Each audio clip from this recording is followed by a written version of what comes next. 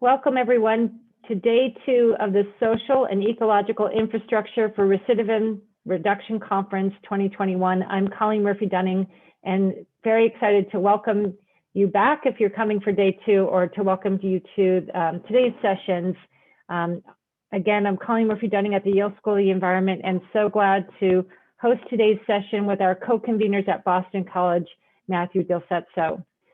Today's first session will be with the Sustainable in Prisons Project, Developing Transformative Partnerships for People and Ecosystems. We'll have 3 speakers in this first panel, including Kelli Bush, the co-director of the Sustainability in Prisons Project, Steve Sinclair, Secretary of the Washington State Department of Corrections, and Carolina Landa, Statewide Reentry Council Coordinator in Washington State. We'll post in the chat function the full bio sketches, but we don't want to take up their time with me presenting to you their bios. So we will put that in the chat so that you can read their background. And I'm going to invite Kelli to kick off the panel and she can describe how to also manage the questions and answers at the end of the session, because we look forward to everyone's engagement in today's event. Kelli, I'll pass to you. And I'm going to just shift to sharing my screen, and I hope that folks can verify if you're seeing my slides. Okay, great. And not my notes. Can you verify? Yes, you've got it right. Okay, great. Thank you so much. Well, it is such a pleasure to be here, and I know we were so excited to meet with you all in person last year, and obviously it's been a heck of a year, but I'm thrilled to be joining everyone and just wanted to say, thank you to all the folks that convened the conference and all the hard work you've done to make this to shift to the virtual platform. I'm so excited about how many people are gathered here and learning from this group. And yesterday, attending some of the sessions, just got so excited about imagining the change that we can create as we all gather together and learn from each other. So thank you for providing this really powerful opportunity. I also just wanted to add that in addition to being the Secretary for Department of Corrections, Steve Sinclair is also the co-director of Sustainability in Prisons Project, and Carolina Landa, who's joining us, also is an advisor for the Sustainability in Prisons Project. I sit at the Evergreen State College and represent the Evergreen State College side of our work. Our presentation today is going to be in 3 parts. At first, we'll give you a basic overview of the work that we do here in Washington State. Then we're going to talk about our partnerships and their impacts. And then we're going to talk about the program experience. I really feel like this is the best part for last, and you'll hear a lot more from Carolina during that time, but you'll hear from all 3 of us throughout. We are thinking that we'll have most people hold their questions until the end, and we'll try to have more dialogue at the end of the session, and we'll try to monitor the chat as well. So thank you again for having us. Carolina and Steve, is there anything else you want to say by means of introduction, or should we get going? I think you did great, Kelli. Yeah, and just a correction, I'm not at the Statewide Reentry Council anymore. I'm actually at the Office of the Correction Ombuds. Thank you for catching that, Carolina. Yeah, Carolina's shifted jobs since the last bio that we submitted. So, okay, so before we share more about our work, it feels really important to acknowledge COVID and the impacts that it's had. We want to acknowledge the loss of life and the suffering that incarcerated people, their families, and corrections staff have endured over this last year, and want to acknowledge that human health and safety are our top priority. So some of the programs you'll hear presented today, many of them have been suspended. Some of them have been able to continue. And I know this is true for a lot of us doing this work, but our top priority really was not trying to reduce the risk of introducing the virus into prisons. So many of the programs that relied on in-person visits were suspended, but we also have a lot of programs that are peer-led. We did a lot of shift to remote education, and I know we'll be hearing this theme probably from a lot of organizations, but just really wanted to acknowledge the impact of COVID in our prison system and how difficult it's been. So now for a little bit of information about SPP. I wanted to make sure to try to the best of our ability, include the voices of the incarcerated participants in our programs. So throughout, you'll see a few quotes included from them, starting off with this first one. I know that my involvement with this program has forever changed my life. Everything from the sustainability of this planet to the beauty of the cycle of life has become a passion of mine. And this is a quote from one of our former conservation nursery participants.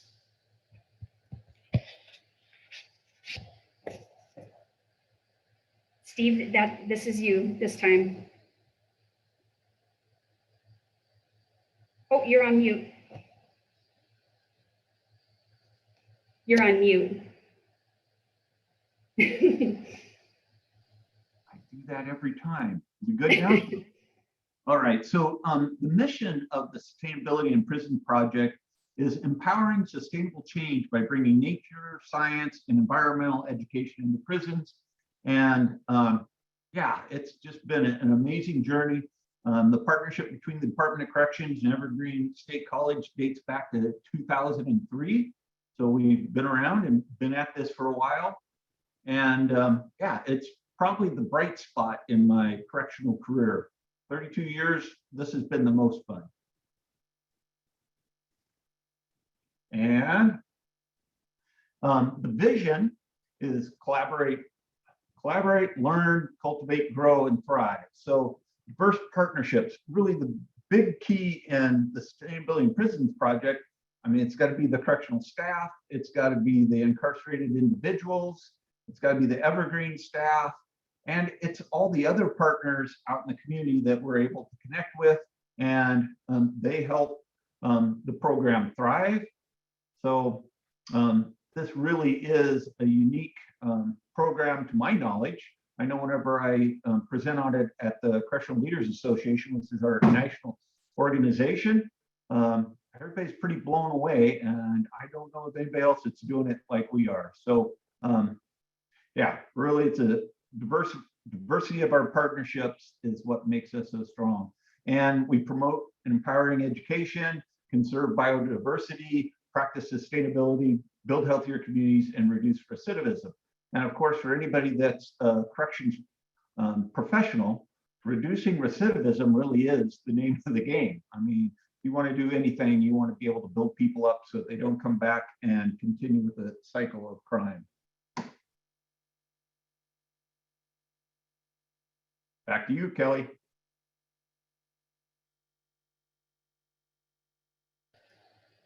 The social justice and environmental crises we're facing require greater participation, creative thinking, and broader inclusion in order to problem solve. We need systemic change. I think we all recognize that.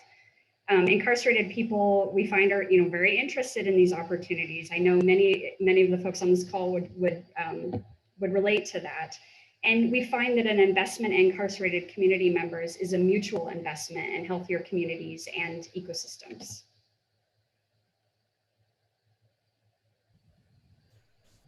My turn, Kelly?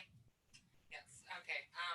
So we're working on greater inclusions in the program.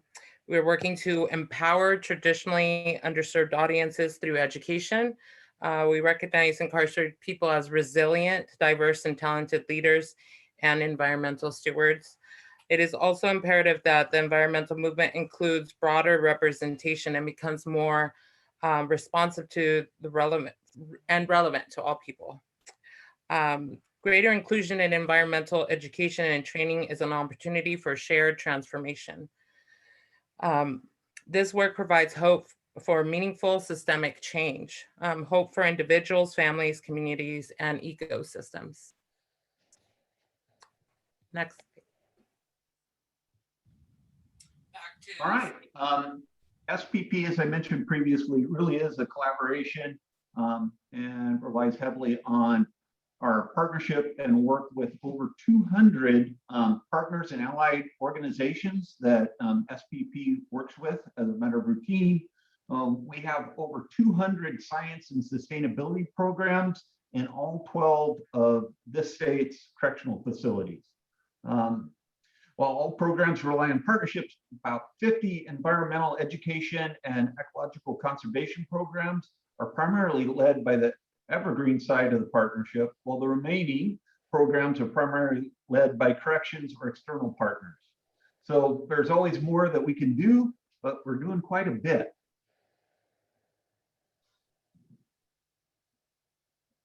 Oh, and on the next. All right, so program types, just to give you an overview here. SPP has grown over the time. We're organized, we've organized our programs into 5 major categories: environmental education, community contributions, restorative nature, sustainable operations, and ecological restoration.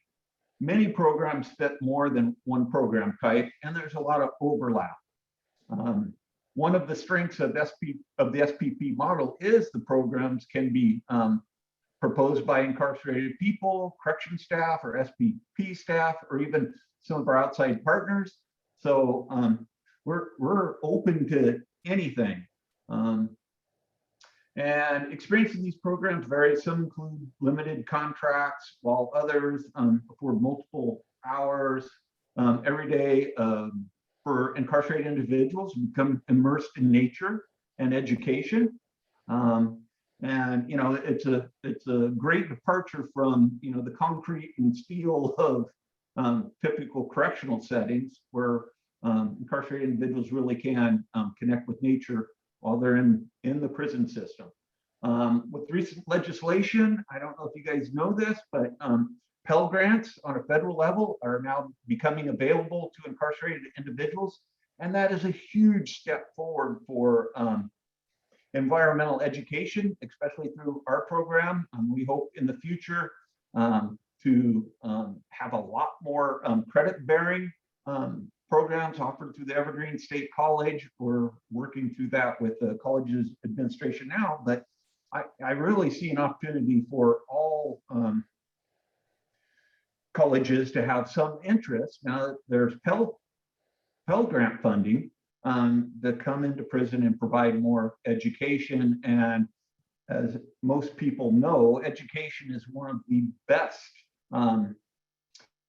evidence-based programs to reduce recidivism. So we're really looking forward to where that might go. And I can't talk about all the programs right here, but I would encourage everyone to check out the website, and you can see all of the programs that we offer. And Carolina. All right, so ecological conservation programs are also considered what we have termed certificated internships. And we'll go more into this later, but I was actually one of the first persons to receive these certificates that then later turned into actual college credits. These programs provide education through experiential learning, training, workshops, books, and articles, and seminar discussions on environmental and leadership topics. The numbers you see included in parentheses on the slide indicate the number of Washington prisons hosting each program prior to the pandemic. We are doing things like raising native plants for restoration on Salish lowland prairies, caring for Western pond turtles afflicted with shell disease, and growing native wetland plants for Oregon spotted frog restoration sites. And more at the end, you'll hear about our endangered checker spot butterfly program that I was also involved in.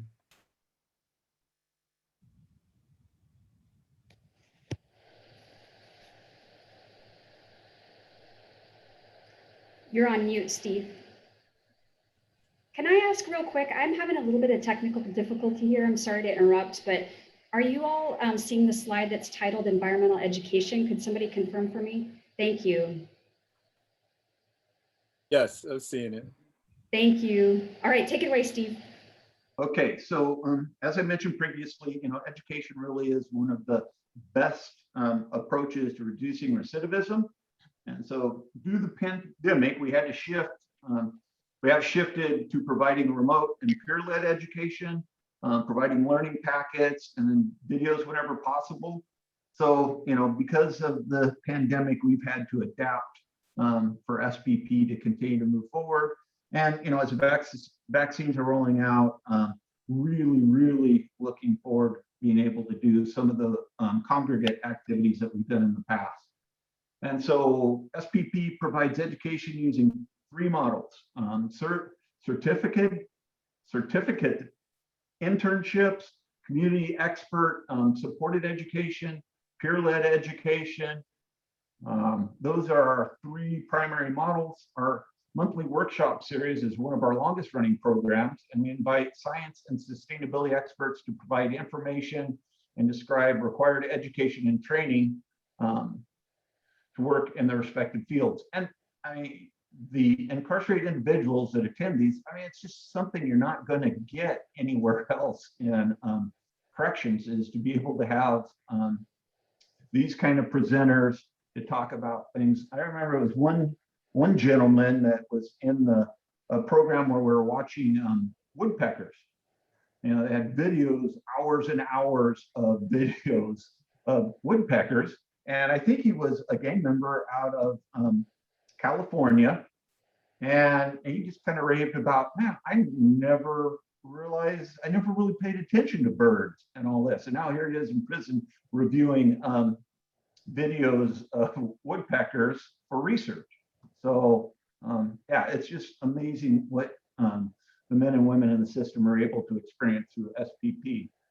We support Roots of Success, environmental literacy curriculum in multiple facilities. Matter of fact, a guy I've known for a very long time, Grady Mitchell, who presented yesterday about Roots. When we started the Sustainable Practices Lab at the penitentiary in Walla Walla, Grady was one of the first instructors that we had come in, and he literally has trained hundreds of men in that program.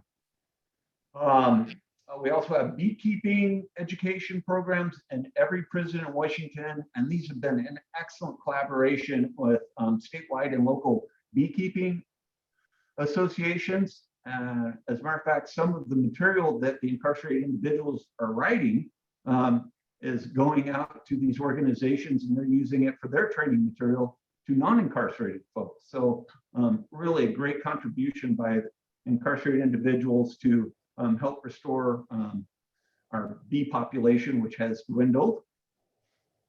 And prior to the pandemic, SPP also regularly offered special events based on interest we hear from incarcerated students. Topics have included climate change, beekeeping, of course, reentry. And these events include previously incarcerated people sharing their own experiences, and people like Carolina that come back in and talk to currently incarcerated individuals. And you can have correctional staff say all kinds of things and present, and really it's those people that walk in the shoes of those that are incarcerated that I think have some of the greatest impact on them, and giving them hope and just a guiding light of what they can achieve in their futures as well.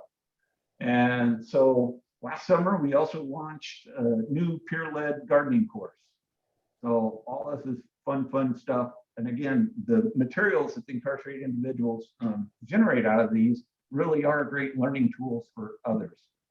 So with that, I think, am I up again? Nope, it's Kelly. All you. Thanks, Steve. SPP is working on several new education programs and exciting partnerships. We've increased our emphasis on peer-led education. We were shifting that direction prior to the pandemic, and the pandemic has only confirmed for us that that's a great direction to go. I think many of you heard from Dr. Raquel Pender-Hughes and Grady Mitchell yesterday. I know Steve's referred to their presentation. We've learned a lot from the Roots of Success model and have been creating our own peer-led education materials as a means of increasing the capacity to deliver education and empowering incarcerated people to lead their own education. And it's been a really amazing and impactful model. We started developing our peer-led gardening curriculum before the pandemic, and we're able to complete that during the spring and get it launched. It was a way of us being able to continue to provide education even as we couldn't go into the facilities regularly. We're also working with partners to create a policy for peer-led education. With the support of the Department of Corrections, this policy will be something applied statewide so that there is guidance on how to do this work. We've heard from other prisons that There's concern around having peer-led education. Is it safe? You heard some of this mentioned in the Roots presentation yesterday, if you were able to attend. And so this policy will really solidify our practices for doing this, providing these kinds of education opportunities in a consistent way. There are other education organizations in Washington also offering peer-led education. The Black Prisoners Caucus here, through their TEACH program, does amazing work. And so our hope is that we have a consistent approach to offering peer-led education, including that's science and sustainability based.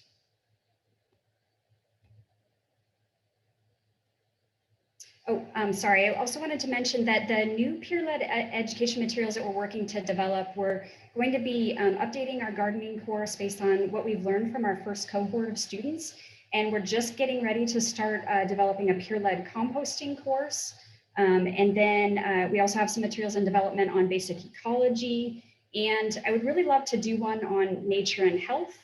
And last, it's not on my slide, but yesterday I heard several folks mentioning restorative justice. It's been a long time dream of mine to have a restorative justice curricula that we could offer in prisons.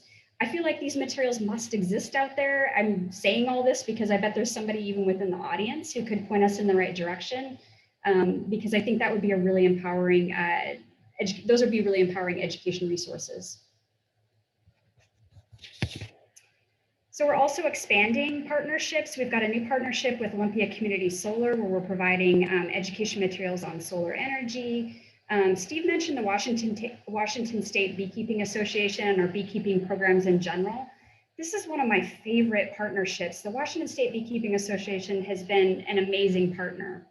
They've been very responsive to providing beekeeping education to incarcerated students, so much so that they're even creating a specific curricula for some of our incarcerated beekeepers who have achieved the highest level they can achieve in prisons. And so they're creating a new scholar level certification just for this population. And Steve mentioned that incarcerated individuals have worked hand in hand with outside expert beekeepers to create education materials that certify all individuals in Washington. So it's just been a really beautiful partnership.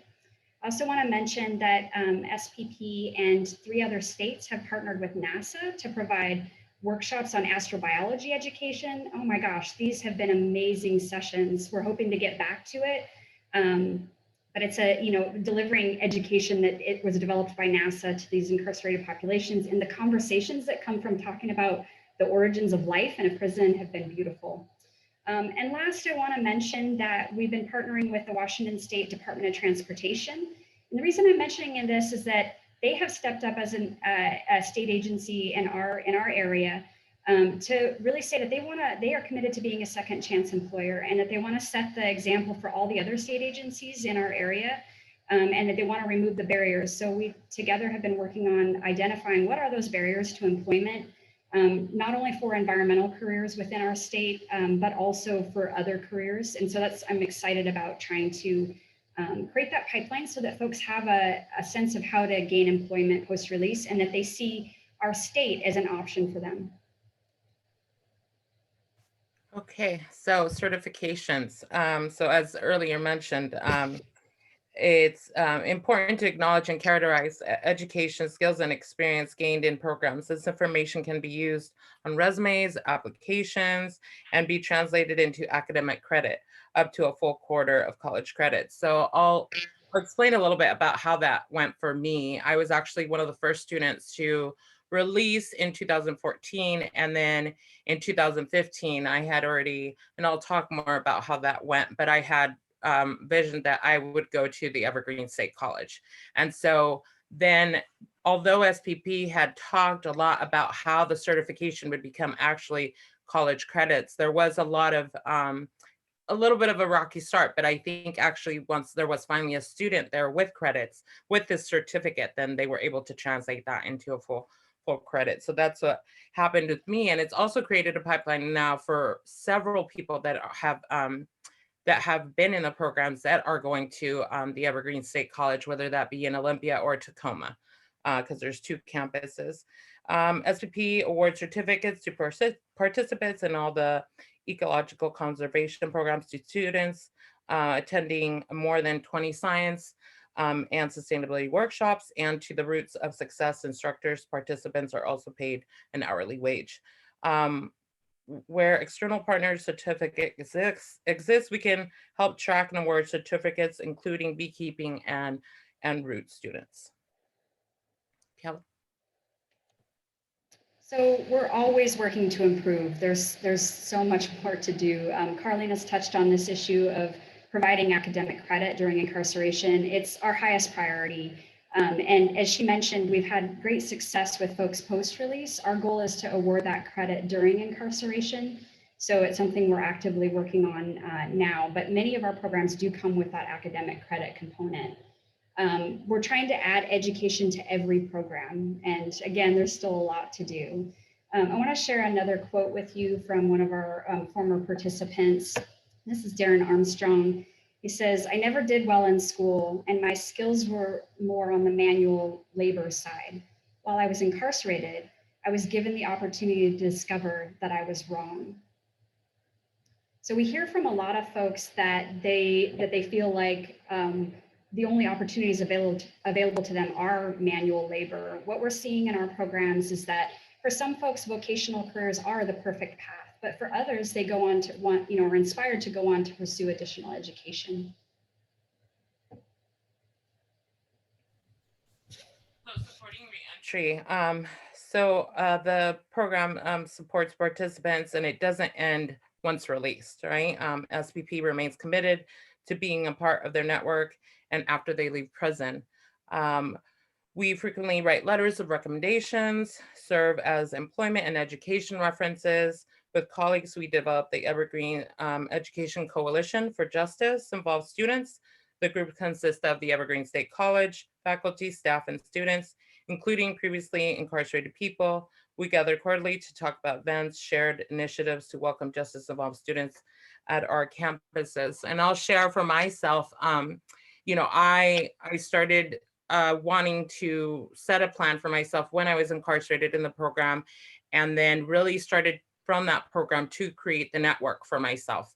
And those were people that were the partners. And then I carried basically that network with me out into when I became released, right, into reentry. And so I really was able to reach out to SPP and all the partners at any point for anything that I needed help with, whether that was filling out, my FAFSA or scholarships or even housing for myself. And when I go back into the prisons and give presentations, I really focus on that piece that the network building starts from in there, and it can start from these programs, and also just the people you are working with, also the incarcerated people. Those are your network. And so you can carry those to have a successful reentry upon release.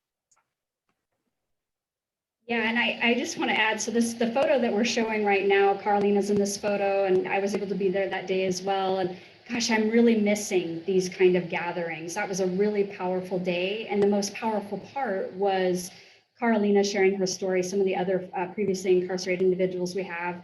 I still remember Carlina, somebody in the audience saying to her, what do I do if I don't feel like I have a network? And she said, look at the person next to you.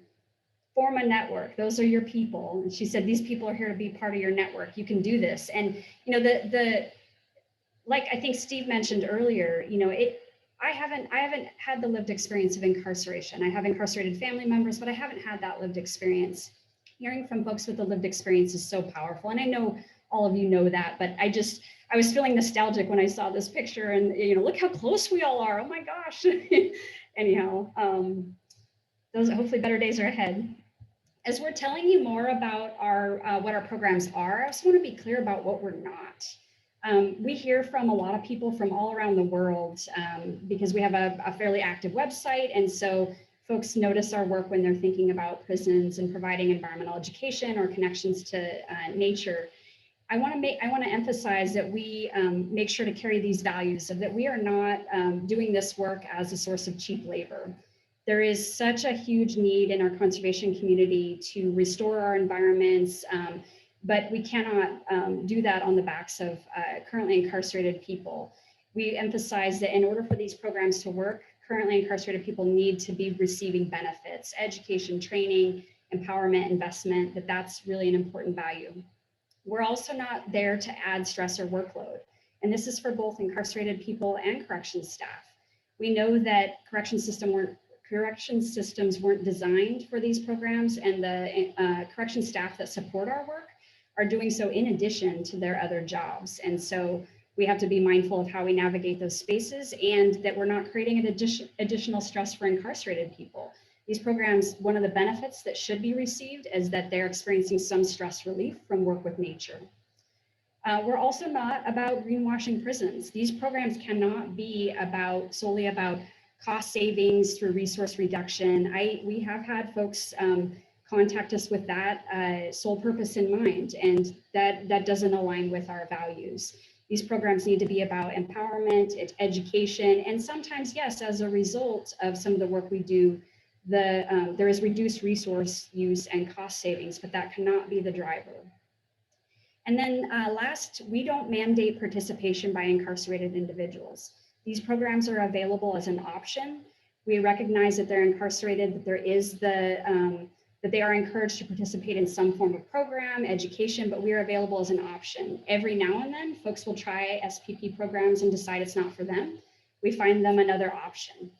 And then the last thing I wanted to say is that I dream of a day when we don't have this issue around mass incarceration, and we're in a better place with addressing systemic racism, and we don't incarcerate people at the rate that we currently do.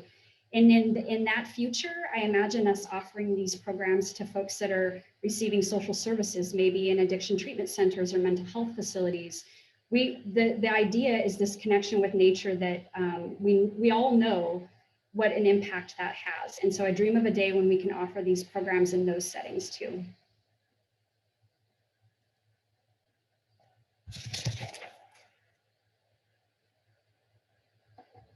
You're muted.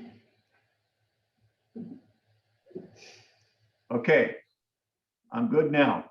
Anyway, here's just a small example of some of the byproducts of this program that are just phenomenal. 30,000 plus federally endangered tailor checker spot butterflies have been released. That's just amazing. I mean, at one point we were saying we were helping with the Defense of America because these butterflies have habitat on a firing range at a military base. And if this population hadn't been brought back, they would have had to close that down. So that would have impacted national security. So we're contributing in all kinds of ways. We've got 85 plus education certificates awarded annually and growing. We talked at length around the beekeeping, but they can get certified to an apprentice and journey level within all of our 12 correctional facilities. That's pretty phenomenal. I mean, people are literally going to walk out the door and start beekeeping businesses and do okay. And 3,000 plus participants in our workshops, and we're working to offer more. So it is just such a robust program, and you know what it gives back to the community in the form of like 2.7 million native plants used to restore habitats. It's just phenomenal. And so for us, recidivism, which really is the holy grail of corrections and what we all strive to improve and reduce. So Washington Corrections defines recidivism as return to prison within 3 years of release. Using this definition, we've determined recidivism rates for SPP conservation programs. And we're typically statewide, we're at about 34% recidivism. Those individuals that have been engaged in SPP are down to 18%. And that's something to pay attention to, really. Additionally, we need more research, and we'd love to explore mental and physical well-being on staff and incarcerated. And I have to say that having SPP and this unique partnership really has changed the dialogue within correctional facilities. Right? You have correction staff and incarcerated individuals talking about plants and gardening and beekeeping and everything that you wouldn't expect to be daily conversations in a prison setting. But it really has worked to shift the culture and create a more positive environment. And truly, you know, incarceration is a horrible experience for anyone. And so anything that we can do to bring hope and more positive culture to the system, it's just the right thing to do. And so now those people that participate in these programs, you know, they develop self-esteem through this, empathy from our cat or dog programs. So it just has so many collateral benefits to a correctional system and the staff because it makes their job better. And we're going to transition to talk about some more of our partnerships. And I think Kelly's going to take that part on. Okay, and I want to read another quote for you. I realized that sustainability is integral to a healthy society, so I began researching and applying this knowledge to my soon-to-be oasis. I'm grateful to the universe for the opportunity. This was a participant in gardening programs. I'm sure many of us have heard these kind of stories. One of my greatest joys is hearing people plan for and envision their future during incarceration, to hear them talking with their families about the garden that they're going to eventually grow and helping, you know, share this knowledge with their families. So we're going to talk a little bit about partnerships. The graphic that you see on the screen is just meant to represent that SPP is a partnership. We've coined the term that the partnership is the program. Partnerships are the hardest part of the work and can also be the most rewarding. And when I say partnership, this means also incarcerated individuals. We recognize that there are power dynamics that can limit their full participation. And at the same time, we aim to give them as much agency and empowerment as possible. So we try to take the philosophy of nothing about them without them, inviting them to the table to help make decisions and problem solve and participate whenever possible. So you can see here that we have seemingly different organizations. We've got beekeeping associations, the Evergreen State College, and Washington Department of Corrections, but we've found this place where we have common ground and can support folks in our facilities.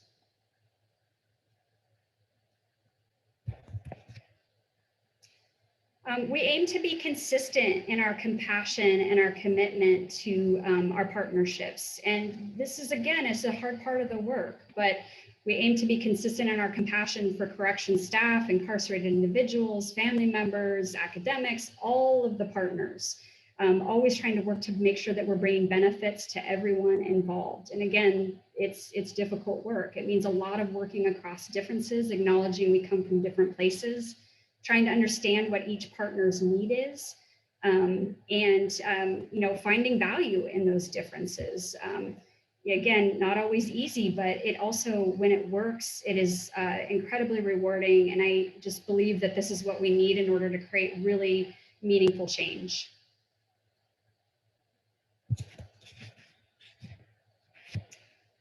Our experience points to several factors that make a difference in these healthy partnerships. Again, I talked about really thinking about what are the needs of all folks. So finding out from the incarcerated population as we're considering a program, what is it they need from that program? Where will they feel the benefits?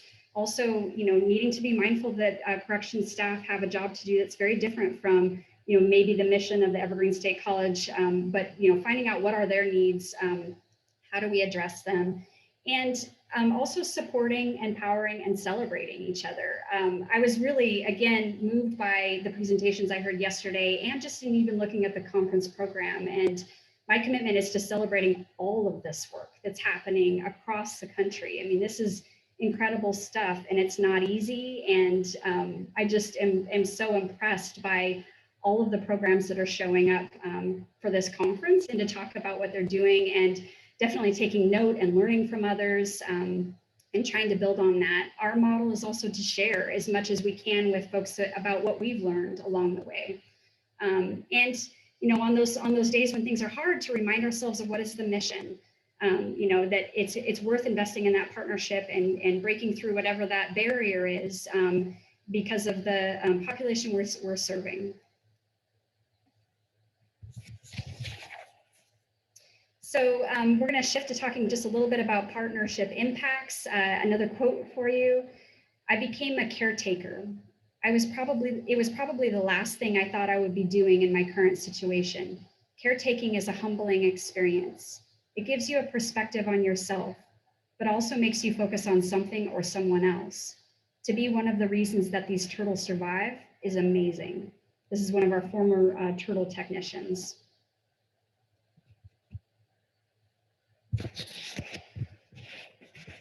So some of the impacts that these programs have, we see the impacts as multiple. There's impacts on environment, community, corrections, incarcerated individuals.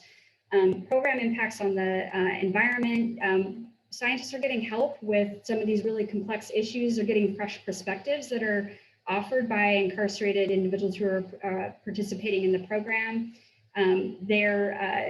We're broadening inclusion in the environmental movement, in science and sustainability, and expanding the work that, one of the things that we hear from folks like Department of Fish and Wildlife, who's helping with this butterfly program, is that they have been wrestling with these ecological issues in their career for a long time, and now they get to actually work with people, and that it broadens the impact of their work, and it's had a profound impact on them as scientists to be considering the incarcerated population to be doing this work with them.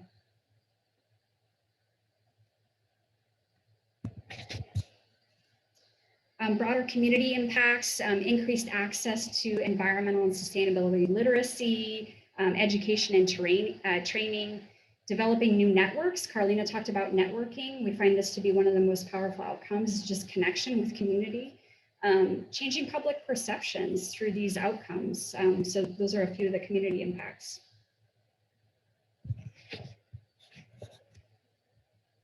Okay, I took the mute off without anybody having to tell me that I need to do it this time. All right, so just take a look at this slide here, and these are two Washington State correctional facilities. On the left is Coyote Ridge Corrections Facility, and yeah, that's inside the perimeter, and it's literally all gravel.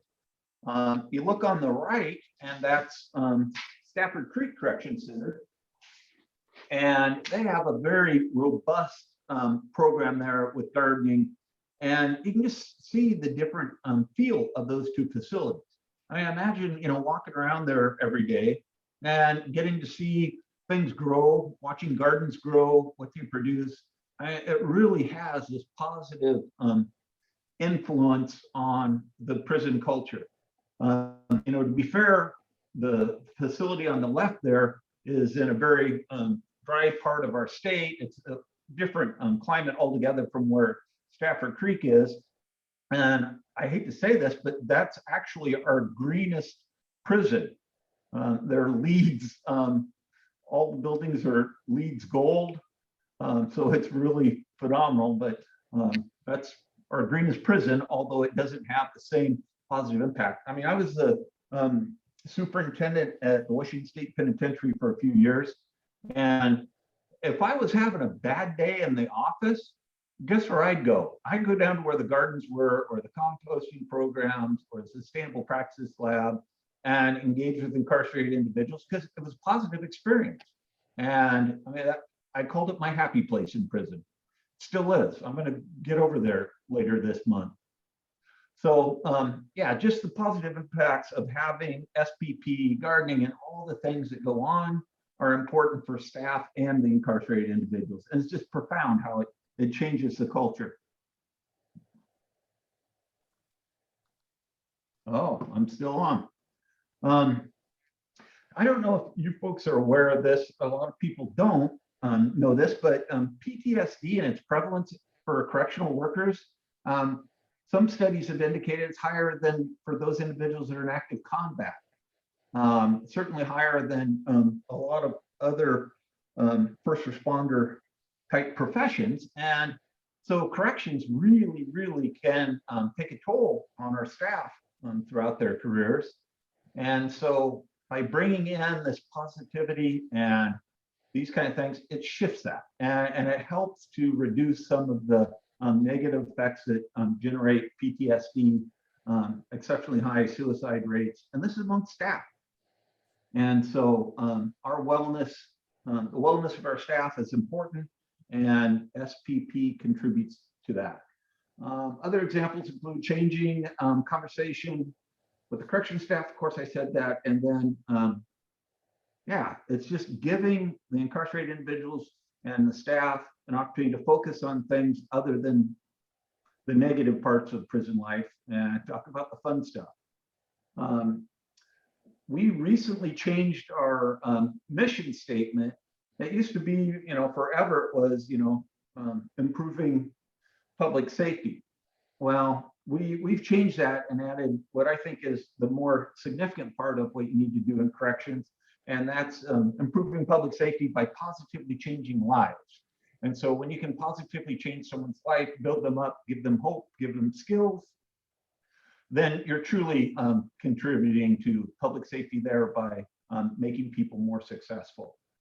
So, yeah, this is all about SPP. And one other thing, PTSD is 34% compared in corrections work as compared to 3.5% in the general population. Wow, that's scary. Good thing I'm retiring in a month. Premature death, average lifespan is 58 years old for correction staff compared to 74 years old in our communities. And then suicide risk, or the risk of suicide, is 39% higher for corrections workers as opposed to the general population. So there's a need for this, not only to empower and elevate incarcerated individuals, but also to elevate and empower your staff. And next slide, Kelly. Yeah, sorry, I switched it already because, yeah, sorry.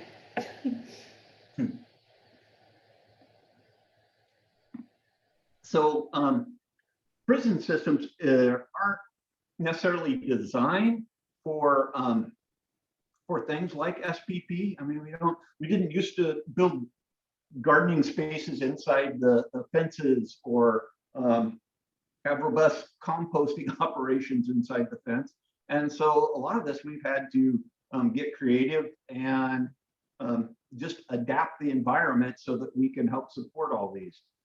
For instance, at the state penitentiary, inside the old wall perimeter, it's all pavement or concrete. There's no dirt anywhere. And so we had to bring in raised garden beds. We had to build the containers and bring those in so that you could get gardening inside that 100-year-old prison, 125-year-old prison. So we've had to adapt to be able to bring SPP in, and oftentimes it can be hard to get the staffing that you need to help support some of these programs, because typically you're going to need correctional staff to help supervise or watch some of these programs. And so, yeah, that can sometimes create a burden, but I also know that there's a number of staff out there that they are happy to be involved in this and happy to take the beekeepers out to check the hives and do all those types of activities. So, yeah, there are certainly challenges in doing this in prison, but the benefits far, far, far outweigh some of those challenges. Hey, staff, when we first started bringing these programs in, and the key part is doing it behind the fences and behind the walls, inside the facilities. Initially, staff, were a little frightened by tools and implements in incarcerated individuals' hands. But once they start to see the positive impacts and felt the change, then they've become some of the greatest supporters. Thank you, Steve. So now we're going to shift to talking a bit more about the experience. I know we're starting to run out of time. I want to share one more quote. I'm one of the more mature women at the facility, and it's interesting to me that the butterfly part is the end of the life cycle. It symbolizes that the best is yet to come, that there will be good things for me when I get out there. This is from a former butterfly technician. And I know somebody yesterday was mentioning metamorphosis in that metaphor. And I think it's really true. So now we get to hear a bunch more from Carolina about her experience. Thank you, Kelly. And I will say I did see the question in the chat from William, and we'll just go ahead and address that question at the end. Thank you. So, so some of the themes we routinely hear from systems impacted people are feeling valued, valuing education and training, feeling empowered, valuing the science and sustainability education and training received, increased opportunities for engagement, being proud of the work they are doing and wanting to share with friends and family, feeling relief from the stress of prison life. Former participants report their experience with SVP helped them, inspire them to pursue additional education, start their own businesses, and support others reentering our communities. And I really just want to emphasize that for me personally, I correlate this program with the success I've had after release and during. So I'm also one of these people. So I just want to really point that out. Are we on the next slide, Kelly? Sorry. Yeah, okay. So a little bit about the Taylor Checker's Butterfly Program that I was directly involved with. The Taylor Checker Spot is a federally endangered butterfly species, relying on a globally imperiled landscape, lowland prairies, stretching from Oregon to British Columbia. 5 to 7 incarcerated people participate as butterfly technicians at Mission Creek Correctional Center for women. They raise and breed the butterflies, track genetics, record and report data, and contribute to program planning and problem solving. In addition to experiential learning, technicians lead and participate in environmental education, including trainings, workshops, facilitated discussions on environmental topics, and reading books, articles. Participants in this program practice and make significant contributions to science. I will say that when I was in the program, so there are certain sites that we do the releases on, and some of them are on the military lands. And so there are some restrictions there, but there was actually one after I released, and we had been trying for years.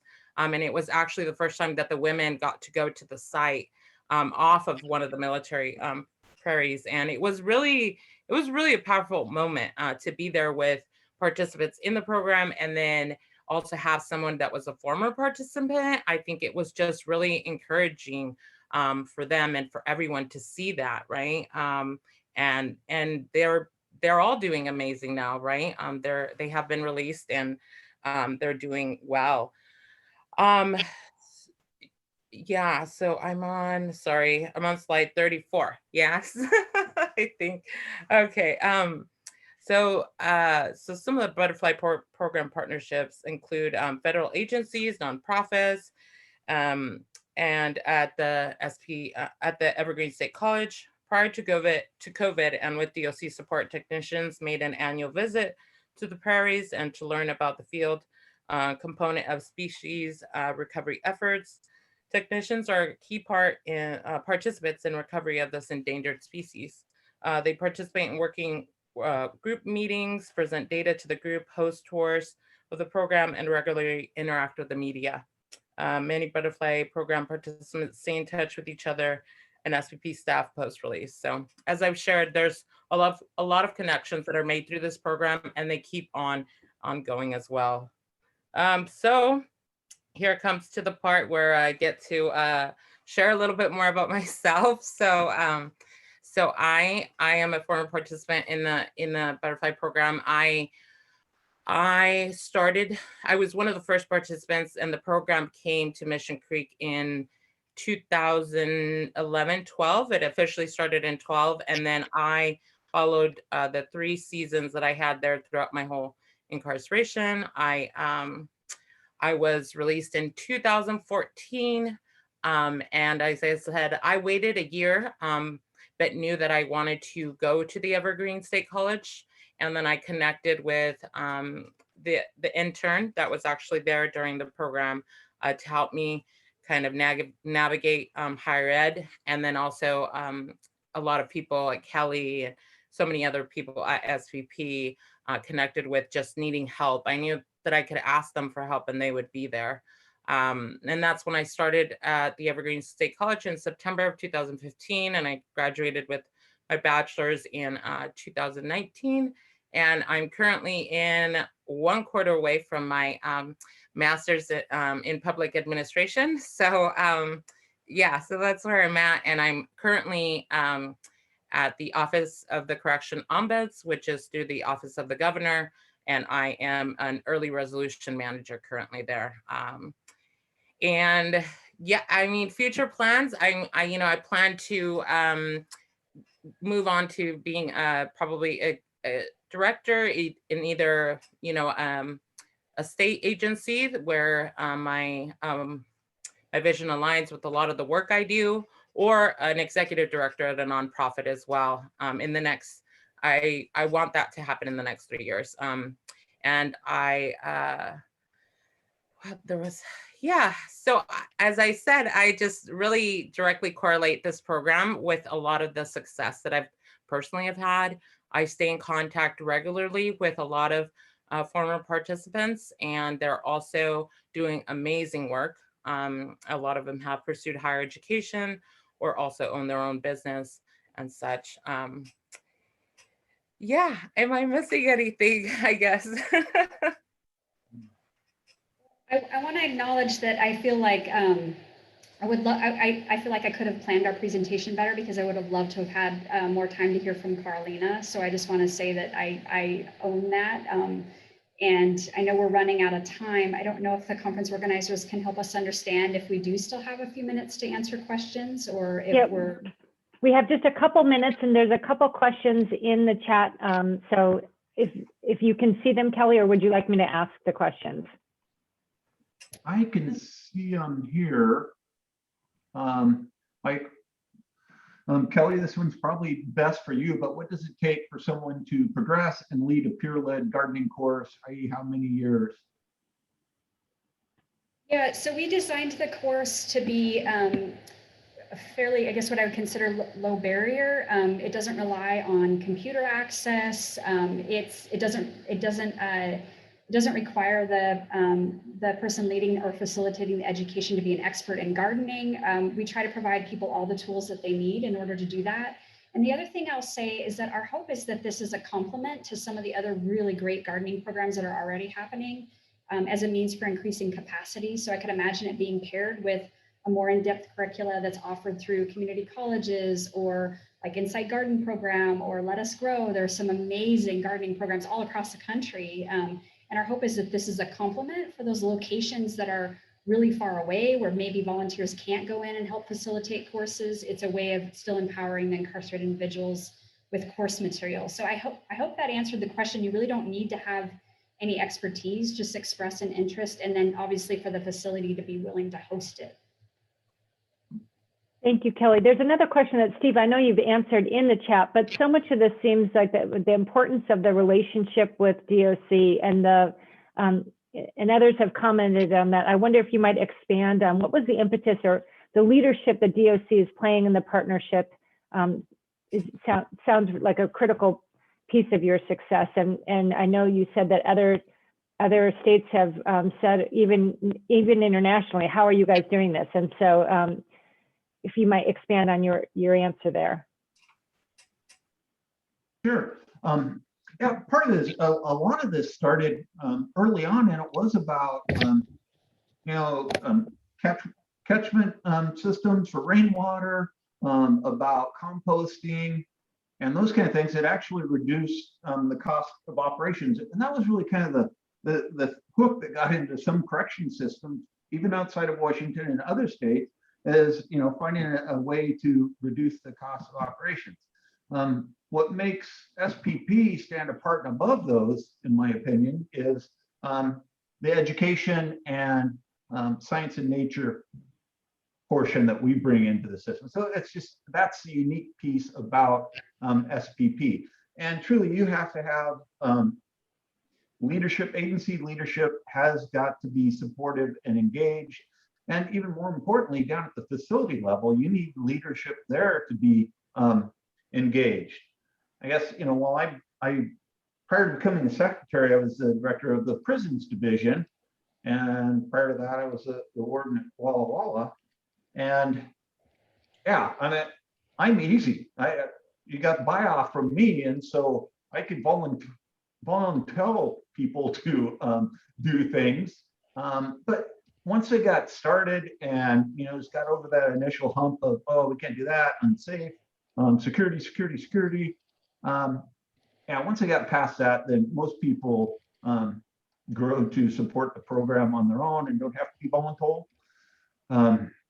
But yeah, sometimes you got to push people a little bit. But it's just, I mean, the value, just the culture piece, the wellness piece. Again, it's good for staff and incarcerated. And so, yeah, it might be difficult to get into some other systems, but I would be happy to help create some bridges if there's others out there who would like to get something going. And I think that the Pell Grant's going to be a game changer. I really do. The availability of those funds for incarcerated folks is going to draw more higher education, more interest from those folks, I believe. Well, thank you all so much. Your story is such an inspiration and a shining example for us all to learn from. I really appreciate it. And we are out of time for this session, so I welcome everybody to take a quick Zoom break. I encourage you not to sign off, but just to maybe mute, and then we'll resume at 2:15 with our next panel. Thank you guys again. Thank you. Thank you. Kelly, do you want to share the link to SVP? There was some interest to contact, so just. Yeah, I'm so sorry I didn't advance the slide. There it is. Okay. Thank you. Thanks. Thank you. Welcome back, everyone. So glad to have you for our next session this afternoon on gardening inside and out. And I'm going to just introduce first Jocelyn Apicello, who is a faculty advisor for the Bard Prison Initiative and their urban farming and sustainability program. And she will introduce their large team. Welcome, and so looking forward to hearing about your programs. Thank you, Colleen. Hi, good afternoon, everyone. Thanks so much for having us here. I can't wait to introduce or have my team introduce themselves and get a good conversation going. But I also want to thank Kelly and Carolina and Steve for their presentation. It was great. I love hearing about your program. I'm so impressed. And you're on the West Coast representing, and our presentation is going to be focused on our work that's mostly done in New York State and New York City. So I'd like to just tell you a little bit about BPI, which is the Bard Prison Initiative, a little bit about the Urban Farming and Sustainability Program, and then I'll have our four panelists say a quick hi before we get going for a broader discussion. So BPI was started in 2001. That was our first class of students in a New York State correctional facility with 16 students. So now 20 years later, we're spread across 6 different prisons in New York State, 5 men's facilities and 1 women's.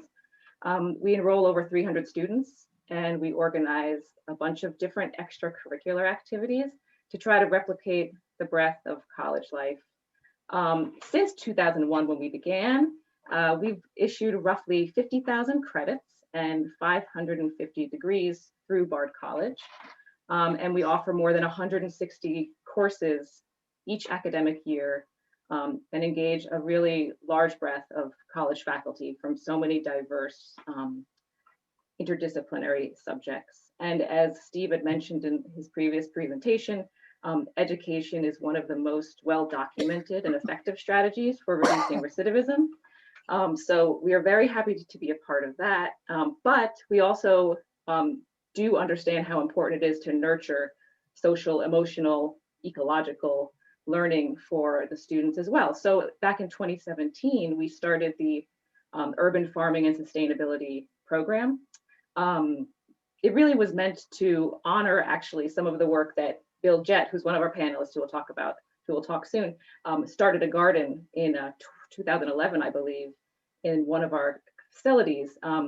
And that good work was being done. And there was a lot of interest among our students to participate in that sort of a program. And so a few years ago, we decided to try to expand that gardening program. And so we expanded to 2 additional sites, one men's facility in Fishkill and one women's facility at Taconic.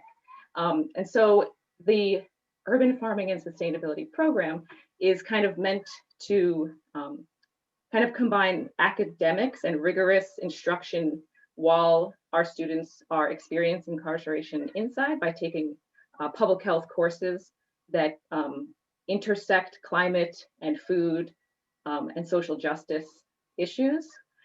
They also are able to then participate in garden work while enrolled in our program.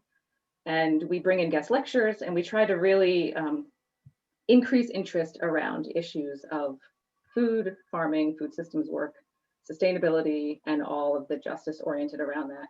And then once our students are released and they are returned citizens, we also continue to work with them. BPI has a public health fellowship. We also have a community engagement stipend program, and we give as much career support as we can. And so we are lucky to have 4 of our alumni with us today. 2 of the others on the program, last minute, were not able to join us, but we have 4 great panelists with us. And so I would like to ask each of you to just do the quick intro before we get into the deep discussion that we have planned for you. So I will ask Stacy. Miss Stacy, would you please be the first to introduce yourself and then call on one of your colleagues? All right, thank you so much, Jocelyn. So my name is Stacy Burnett. I was a member of BPI when I was at Taconic, which is where I started gardening.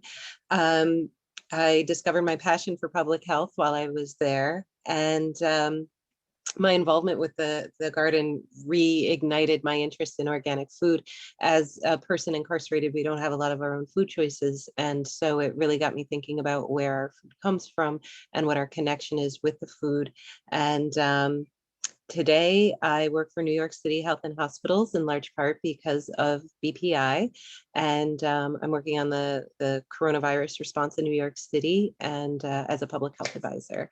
And I'm going to pass this off to Dimitris so you can get to meet to him, so you can get to know him next.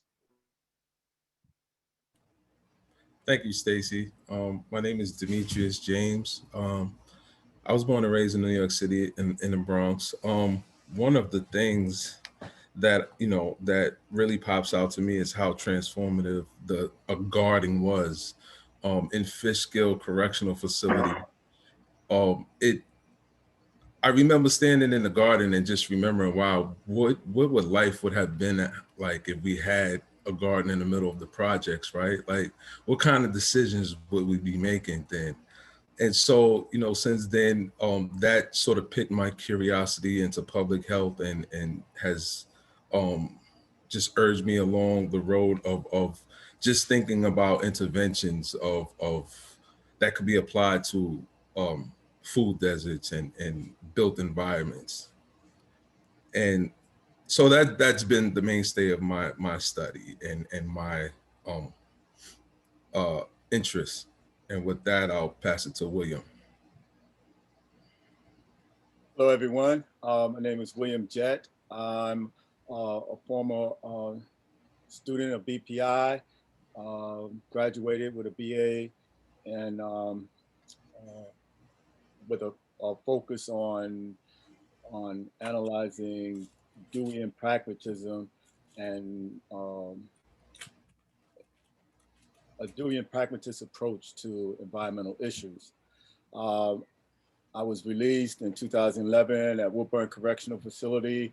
Before my release, I was able to present a proposal to the superintendent and to Bard College to establish a gardening program that would offer also credits, to a class. And that program, along with that program, I'm working with establishing that proposal with another colleague, a former incarcerated person. We were able to establish that program, and I'm proud to say that it's still going on. Currently, I after my release in 2011, I was able to enroll in NYU and graduated in 2016 with a degree in urban planning, master's in urban planning. I work for Grow NYC, one of the largest nonprofit organization that runs one of the largest farmers markets throughout the city. And I'm currently there as a fleet manager. That's it.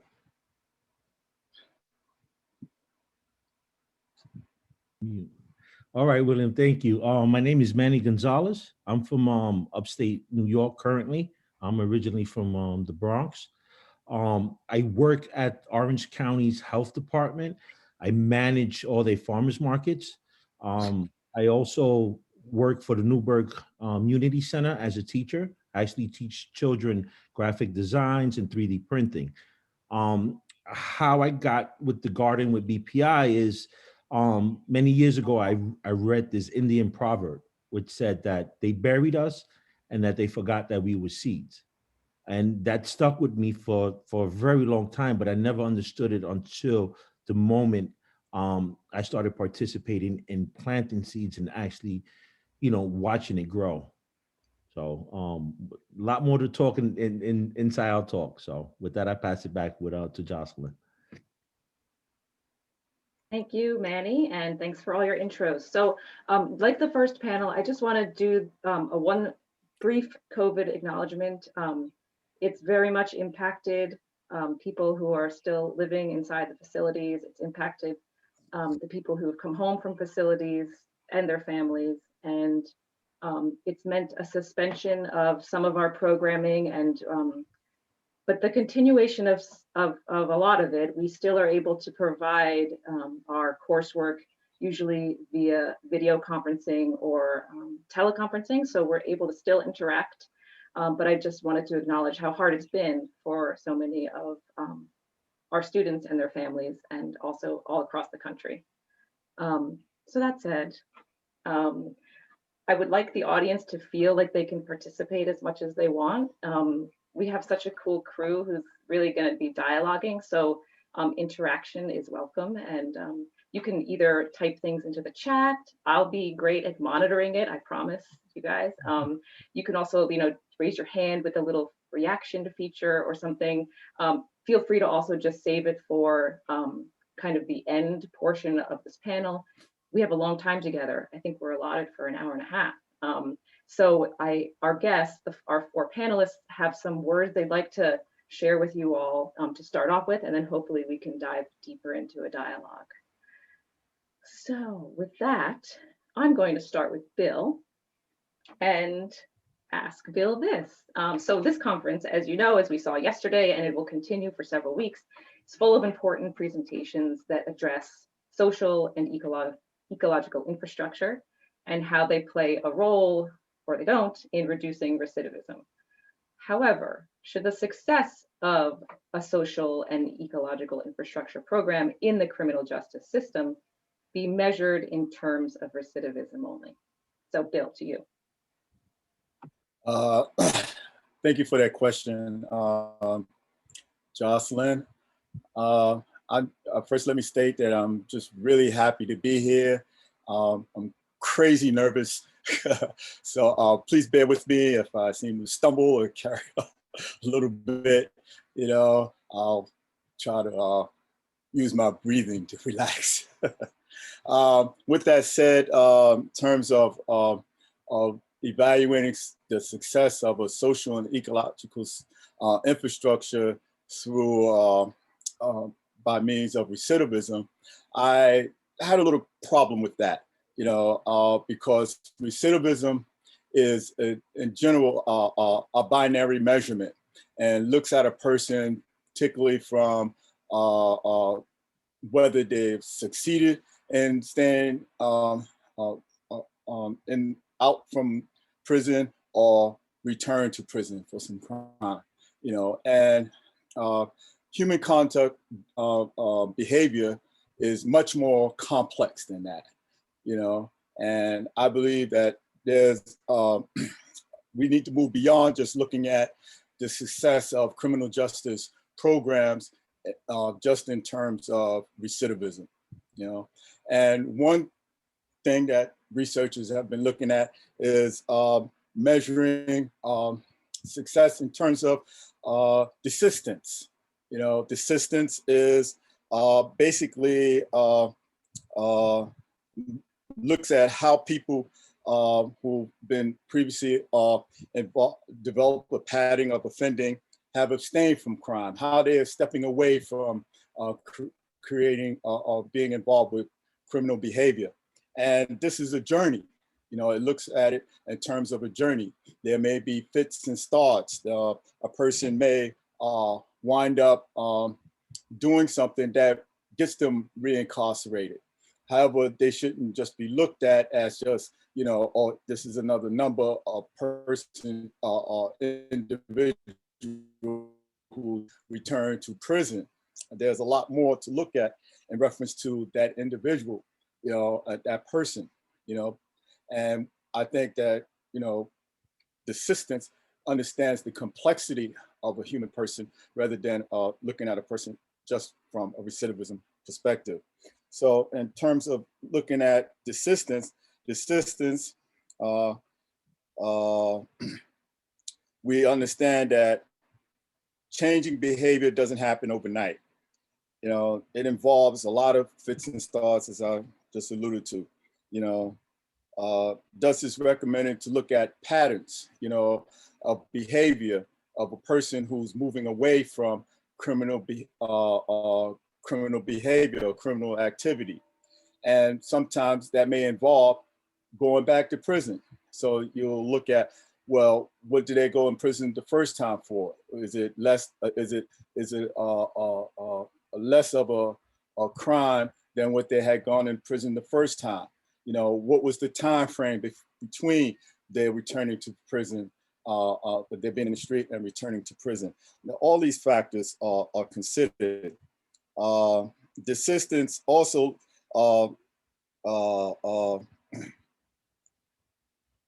looks at an individual over a time period, you know, tries to understand all these different factors, and it takes a positive view of a person, you know. And I think this is very important. Another reason I had a problem with looking at the success of a program in terms of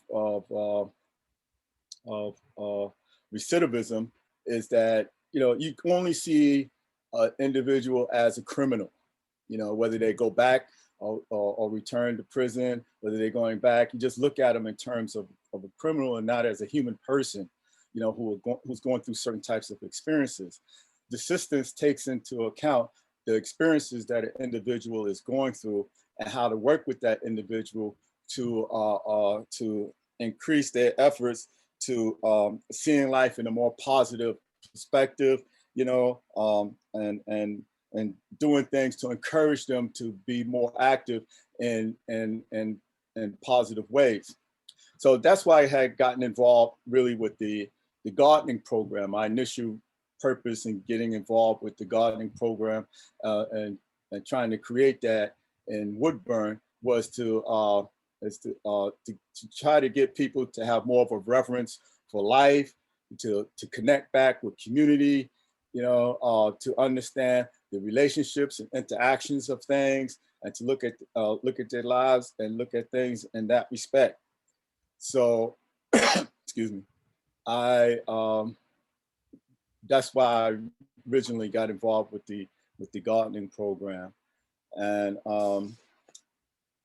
with that, so I would like to ask Demetrius, you know, a question, you know, in terms of how his work in social and ecological infrastructure these days is benefiting, you know, really just to describe how his work in social and ecological infrastructure is helping him to, or how can it benefit others in terms of that journey away from criminal behavior. Thank you, Bill. And before I answer the question, I would just like to say, you know, and this is my opinion, I think, you know, by addressing recidivism, you know, we're looking at the problem from a tail end. You know, my example of being in the Fishkill Garden, you know, it kind of brought me back to before my incarceration. What were my decisions before, right? Sort of the things that led me to where I was going. My idea of building social and ecological infrastructure is centered around this concept of the reclamation of public space. Through the evolution of this nation's cities, public spaces have just become built environments controlled by municipalities, right? These built environments are neighborhoods that negatively manipulate the physical and mental health of people residing within them. Also with that, the ubiquity of unhealthy foods, unhealthy food choices, neglected spaces, you know, it creates bad food options and very few places for people to be active. The reclamation of public space is a community's collective involvement to reclaim public space for the purpose of reinvesting themselves in initiatives like gardens and youth programs, right? These sort of things address the problems before they become the problem of recidivism, before they become the problem of mass incarceration. So, for example, Project Oasis is something that, you know, is a project that I've been blueprinting, and it's an intervention that would base itself in several New York City Housing Authority developments. And that, just for those outside of New York City, that's NYCHA, that's public housing. And Public Oasis will operate as an agricultural academy during the winter months and an operational organic vegetable garden during the growing seasons. Over the past few years, and especially as a retreat from COVID, gardening has experienced an uptick. The only issue with that is, where do we garden? Like, for people who own their own property, have their own land, that's cool. But what about those who don't? Like, you know, so the reclamation of space is just, you know, retrieving public property to create sustainable food systems for people, you know, who don't have access to that. One of the goals of Project Oasis is to provide support to all gardens. You know, I was just in my own neighborhood the other day, and I saw a new garden springing up, and it was sort of bittersweet. You know, I wanted to be a part of it, but I'm happy that it's happening. But this just shows you how, you know, gardening is becoming a thing. So Project Oasis would be something that creates the infrastructure for all gardenings everywhere in the city, just to provide them, you know, sort of resources. So yeah, reclaiming public spaces, it involves communities reinvesting themselves and connecting themselves to their environments. The community together and the community together, that's what, you know, that's where you start building these strong ties. This is the thing that I believe would create a foundation for returning citizens. Like I said, recidivism is just, you know, once we start talking about recidivism, right, people are already reincarcerated. So then, why, you know, we can address the problem ahead, you know, and that's the kind of work that, you know, I'm working on and envision. So I'm gonna ask Manny a question, because Manny is currently involved in this kind of work. And what I would like to ask Manny is, what does this kind of work look like?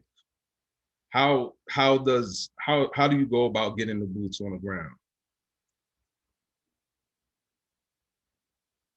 You're on mute, Manny. All right, there we go. Excuse me. I'm on my 4th cup of coffee, so don't mind me. I had a long day already. Thank you, Demetrius, for that question. because I think it fits on what William and you were trying to allude to. What does it do for a returning citizen, right? So if everyone can just for a moment and just think about a garden, right? Just think there's a garden in front of you, and this is what it does for the men and women inside, right? When you start to learn to garden, you start to know what plants to put next to what, right? Like certain plants won't grow if there's another plant by it, right? You have these sister plants, you have these. So for us is that we start to embody that, to say where we're going to plant ourselves and what we need next to us and what we don't need next to us, right? Like I don't want this garlic here because I can't grow. So that means in changing thought, in changing what William was talking about, changing behavior. So how does that look now for a person returning? So I'm going to put it a lot on myself. I'm currently 28 months home, and I have accomplished a lot of feats, and this is due to the BPI and due to my brothers and sisters that I did this journey with. So I alluded, I told everybody that I work for the Orange County Health Department as a farmers market manager. I manage the markets in the county, but it's a little different because I try to rechange what farmers markets look like and creating this more healthy community-like market, right? Because people that volunteer for programs or community work, they do it to meet the need of a community or just to give a helping hand, just to see something succeed. But for a man or woman returning back, it's more than just giving back to the community, right? It's more of trying to find ourselves and where we fit in our community and what we can give to ourselves to grow with the community. Because we, a lot always start having the thing that, oh, society owes us this, society owes us that. I just finished doing 20 years in prison and I don't know where I fit. So volunteering into these kind of programs and that are reclaiming space, it's more than just reclaiming a physical space. It's that the returning citizen is reclaiming his own space. Like I tried to reclaim my own space. So every week I feed over 700 families faithfully. Been doing it since the start of COVID. It's tough work, but it's fulfilling because I start to find my place inside society. Where do I fit? What do I want to give back? But what do I give back to myself? Right. And on the weekends, I go find empty spaces and help build community gardens. And it's just to create more community spaces to where children, the elderly, just anybody can be just to commune. It's just more than just planting that seed or laying down some compost or just trimming some weeds. Right. It's about how can we interact and show something different. Right. I also teach children on top of that.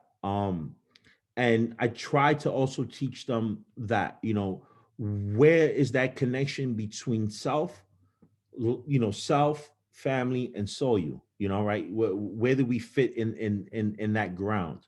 Where did we come from that moment? So having that kind of garden inside gives us enough strength and understanding that we can be part of something, right? So returning back home, we always return back home with the fears: are we going to make it? Or I'm going to find a job? Where's my next meal going to come from? Those are things that attack every man and woman coming home, right? So if we start to draw back of what we learned inside and say, hey, I did this every day and it kept me safe, it kept me thinking. So we try to reclaim that moment, and that's how we're able to engage back into our community, either continue education or finding work. Like I said in the beginning, I only have 28 months home and I have accomplished a lot. Right. I had accomplished, and again, I would not have been able to get there if these structures were in place.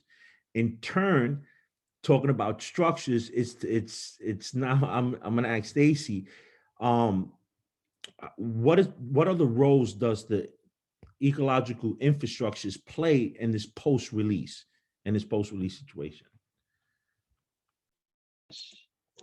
Well, thanks for that. So first, Manny, I really like the imagery of the, things growing next to each other. Like if you want something to grow, you can't put it next to something else. And Jocelyn probably doesn't remember this, but she had brought in plants with Farmer Doug, who also did the farming program at Taconic. And there were some plants that were really like scraggly and they did not look like they were going to make it at all. And so we all, by we all, I mean all of my fellow prisoners who are working in the gardening program, instinctively took those scraggly plants and put them out toward the edge. And where there wasn't a lot of sunshine, the soil wasn't well drained over there. And we had given up on them already. Just looking at them, we had given up on them. And so Jocelyn came over and asked us what we were doing. And we said, well, they're probably not going to make it. And she was like, they belong over here because they need the extra sun. And in that moment, it was like a real transforming moment for me. Like we had a choice about where we plant ourselves, really. And we felt deep inside that people had already given up on us. So we adopted that.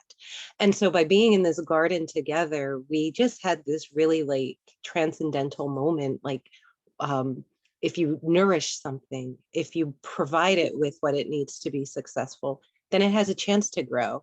And sure enough, all those little scraggly plants that we didn't think were going to make it, they did just fine. And the ones that were strong and healthy to begin with, we put them out on the corner and you know what, they were fine too. So by the end of the growing season, you can even tell which ones started out as, well, with a deficiency or with very poor prospects. So that was kind of the beginning of this realization that we have choices, and when we're in prison, those choices are stripped from us. And it begins with what we put in our bodies. And the food system inside the New York State prison is it's not healthy food. It's all heavily processed and it's put in these plastic bags and shipped out to all the facilities, and then they're reheated in plastic. So there is a complete and total disconnect from where our food comes from and where we are. And when we come home, we carry that with us because we're accustomed to these things being in front of us. We grow accustomed to eating those things. And when we're in prison, we cannot feel the earth. Yes, we had this gardening program. We had an opportunity to like get our hands dirty. They would give us the those like sterile gloves from the medical office to work the land with. But most of us didn't wear the gloves because we didn't mind getting that dirt under our fingers because it was very real and it made us feel more connected. And one of the first things I did when I came home was take my shoes off. And it was the first time that I was able to feel grass under my feet for years. We're not allowed to take our shoes off when we're outside in prison. As a matter of fact, we're not even allowed to keep them off inside. We always have to have our feet covered. So even just that grounding is unavailable to us. And so when we come out here, what do we have? We're not limited, but we still feel limited. And now we've absorbed all of those negative feelings, all of those negative emotions, all those things that make us part of those plants that we tried to put on the edge. And so it kind of begins with feeling that connection and becoming reconnected and reclaiming yourself. And what better way to do it than through the very basic thing, which is how we take care of ourselves, how we nurture ourselves. So we don't need to be eating convenience food anymore. And what's more rewarding than growing it yourself? And I grew up in upstate New York, and we always had a garden, but in all truthfulness, we hated the garden. Our parents made us weed the garden. And one year we figured out that if we pulled up all the plants that we were actually supposed to be growing. They wouldn't ask us to weed again. So we just, hey, strawberries are great. You just keep yanking, they just keep coming up. So we thought we did a great job. And that was the last garden we had when we were kids. I did not understand the value of land. I did not understand the connection to land until it was no longer available to me. And but I had that experience when I was a child, you know, going out there, even though I didn't like it, I had the opportunity. So to be sitting next to a woman in the dirt, trying to plant these, I think it was cucumbers. I'm pretty sure it was the cucumbers. Anyway, she had no idea that that a cucumber started from this little seed. She had no idea that that's where these things came from. They just showed up in the grocery store. And so the fact that she's like pushing 40 and had no idea where the food came from, she looked me up on Facebook and she had a flower pot. And in her flower pot, she had some tomatoes. And it was like the first time she'd ever done that. And she was amazed that, wow, we can do this ourselves. And that sense of being able to take care of yourself was really important in the beginning of the pandemic. And I did the community engagement project with BARD. And initially I was just going to plant flowers in New York City and make pollinator pathways for the bees because, you know, they needed some love and support. But when the pandemic happened, it became really hard to care about bees in the same way when my neighbors were having problems with food insecurity. I didn't live in a wealthy neighborhood. I lived in a very dense minority neighborhood where there wasn't a lot of opportunity for people to garden or grow food. And in the beginning, you might remember, like the grocery stores were bare and it was terrifying for people. So BARD allowed me to change my project and I made growing pots. And so I got enough supplies so that I think I ultimately wound up making like 100 and something of them. And I delivered them to a food pantry and they had our little growing pots and seeds. And it was so wonderful when the families sent pictures back to the food pantry and this little girl like was eating like it was like lettuce that had just started to grow and she didn't want to wait, I guess, or her parents were taking pictures and she was eating it. And I thought, wow, like this is an experience that this kiddo wouldn't have had. And now I just felt like it was a gift that, you know, at least she has the opportunity. She's not going to be that woman pushing 40, not knowing that this is where a cucumber comes from.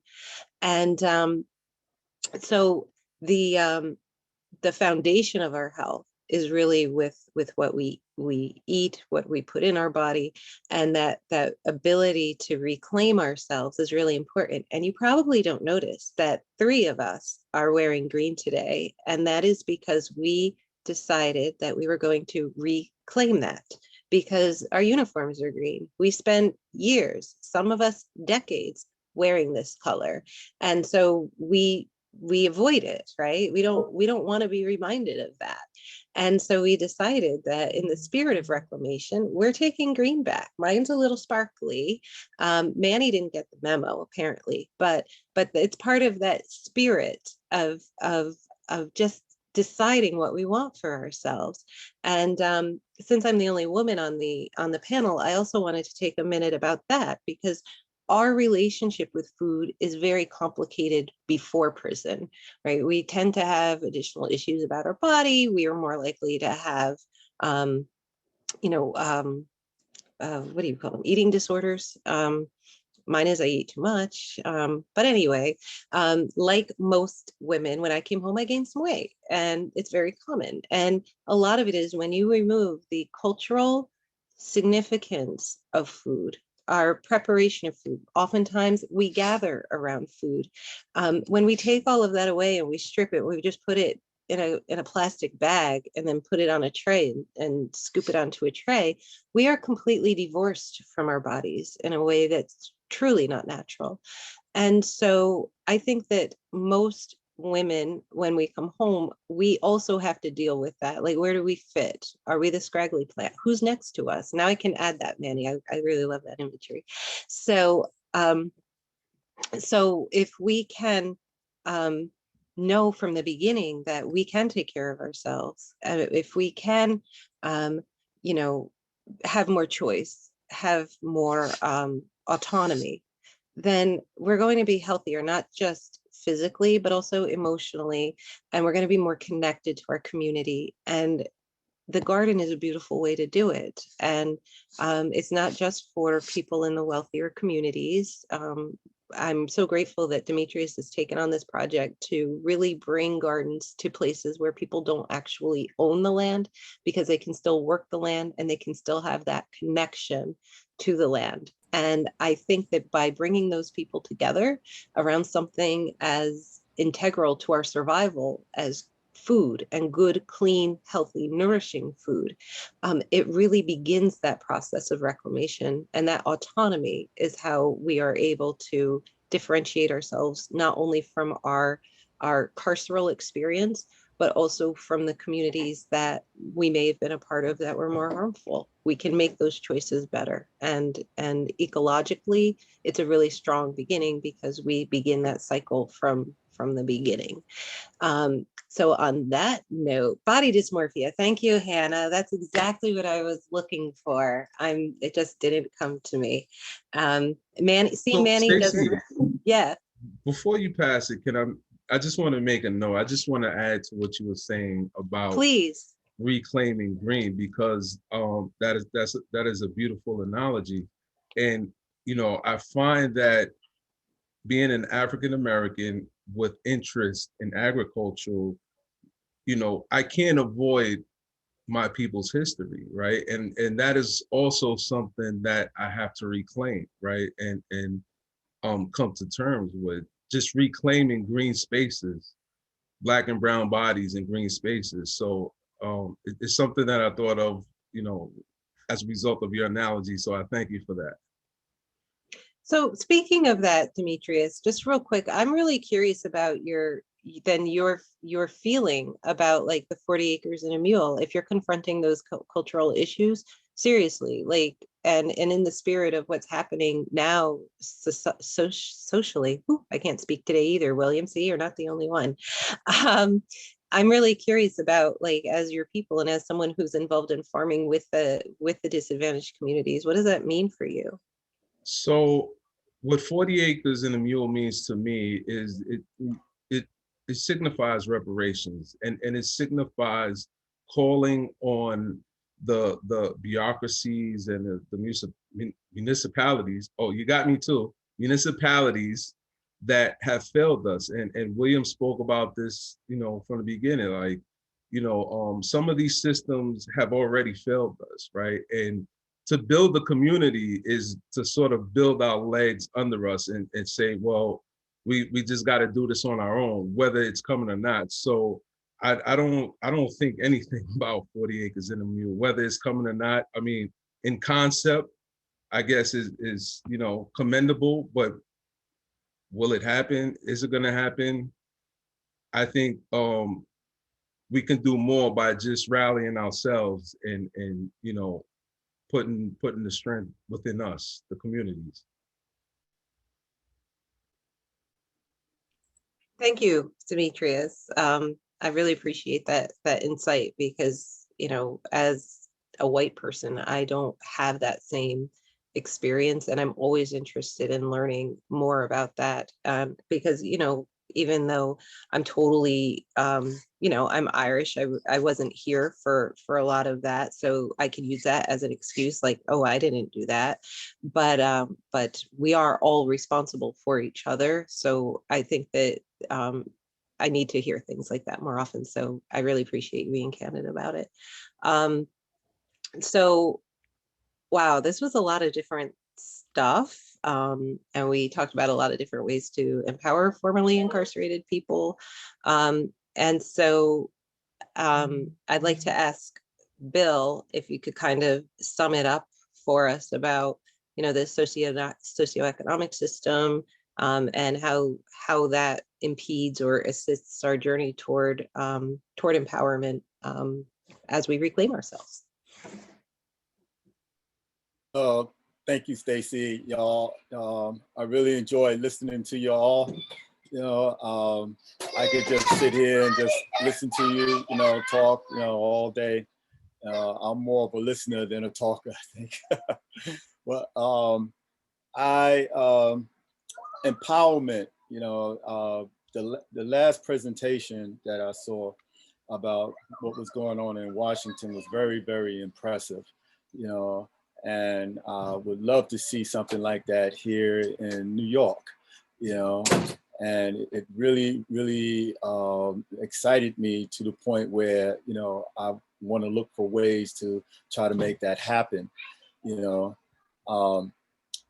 So in terms of empowerment, the work that they're doing there seems to really empower the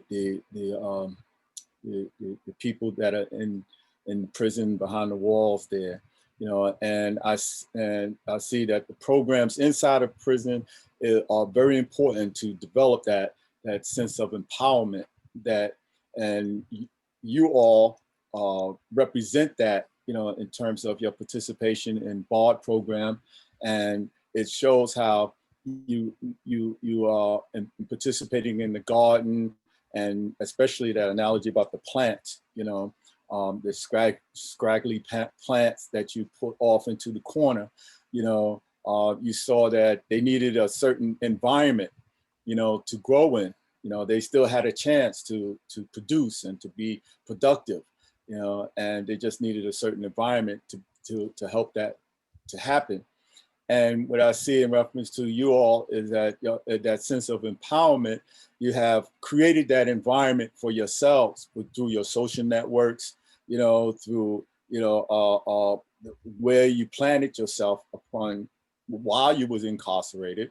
You got involved with the educational program, you got involved with gardening, and then when you got out, you got involved with different programs that planted you in a certain space that allowed you to flourish and grow and to become productive, and a lot of times, well, our society, kind of like writes us off. Like we were talking about the beginning, looking at a person from a recidivist perspective, tends to look at them simply from their crime, being a criminal, instead of being a person and being a human being and having the same issues and concerns that people who haven't been incarcerated have, and instead of making that separation and, disconnecting them further from the community, we need to try to work to bring them together and create an environment where they can flourish in, and I think that the work that you all are doing in reclaiming space, green space, and the work that you're doing with farmers markets and working with children, and the work that you're doing in terms of public health is very important in showing that we need to create environments where that doesn't write off people because they've committed a crime, or they may return, or because they keep returning back to prison. There may be some issues that are going on in their lives that need more focus. So we need to create the environment, plant them in environments that will allow them to grow. One of the things I learned while I was incarcerated, I have somewhat of a philosophical bent towards me. And one of my favorite philosophers was John Dewey. And he had said, human nature exists and operates in an environment, and it is not in that environment as coins are in a box, you jiggle around, but as a plant is in the sunlight and soil, and I've always found the environment that we live in as very, very important to who we are and how we grow, and I found that a lot of times the environment in the prison system doesn't allow you to grow in a way that will allow you to come back to be a productive member of society. You know, too often, you know, the environment of prison is based upon, you know, keeping you, making you obedient, you know, by means of the threat of violence, you know, and that, you know, that repels a person. It doesn't draw you in. That doesn't make connections. So that's why, another reason why I would like to get away from the word that I think the criminal justice system, you know, get away from looking at things in terms of recidivism, and to see people, you know, and to see human beings, you know, who need an environment that nurtures them. You know, they need, you know, those straggly plants that you talk about. They need to be put in the sunlight. You know, they need to be put in clean soil. You know, that helps nurture them. So I really glad that I was able to participate in this conference and have an opportunity to hear, you know, the programs that are going on here, you know, because they are very inspiring, and to hear my, you know, the people who have gone through the BAR program, to hear their stories is really just a reinforcement, you know, of the work that I'm doing out here as well.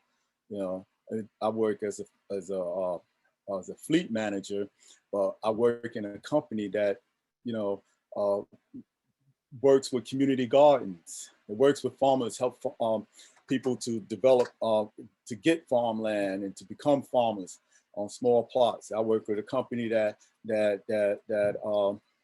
out there in the community, in these creating green spaces. You know, they may not in general be focused on people who are incarcerated and creating those spaces, you know, in reference to people who are incarcerated, but they're out there in the community helping to make New York City a greener place to live, you know, and supporting the development of an environment.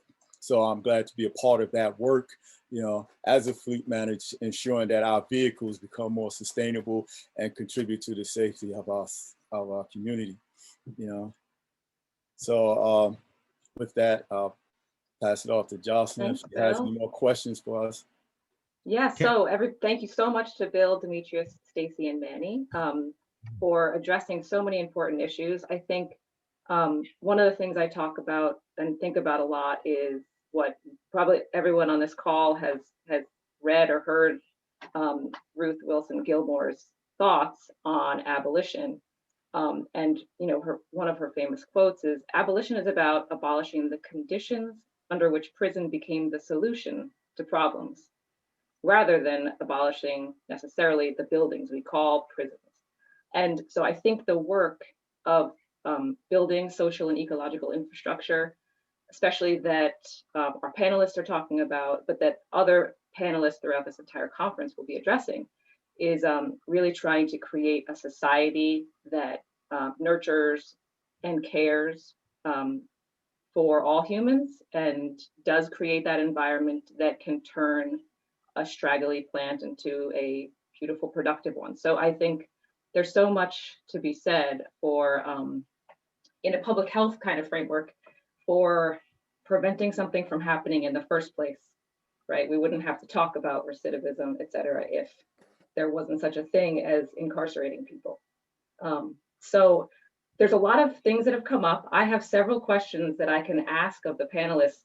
I mean, they could go on for a long time for y'all about issues, but I wonder if anyone wants to unmute. Feel free to just unmute, turn your cameras on, engage with all of us. Anyone want to start us off with some questions for them, or comments, anything that was brought up for you?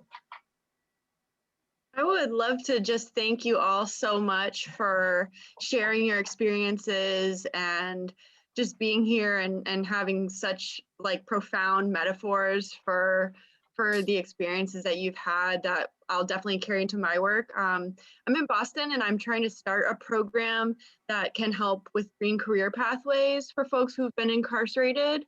I work for a nonprofit like doing tree work and things like that. I don't think we have many community gardens in the park system I work in. So this has really inspired some thought for me. I guess a question for all of you, maybe even including Jocelyn, is kind of what would be your main piece of advice for someone who's just trying to start a program like this?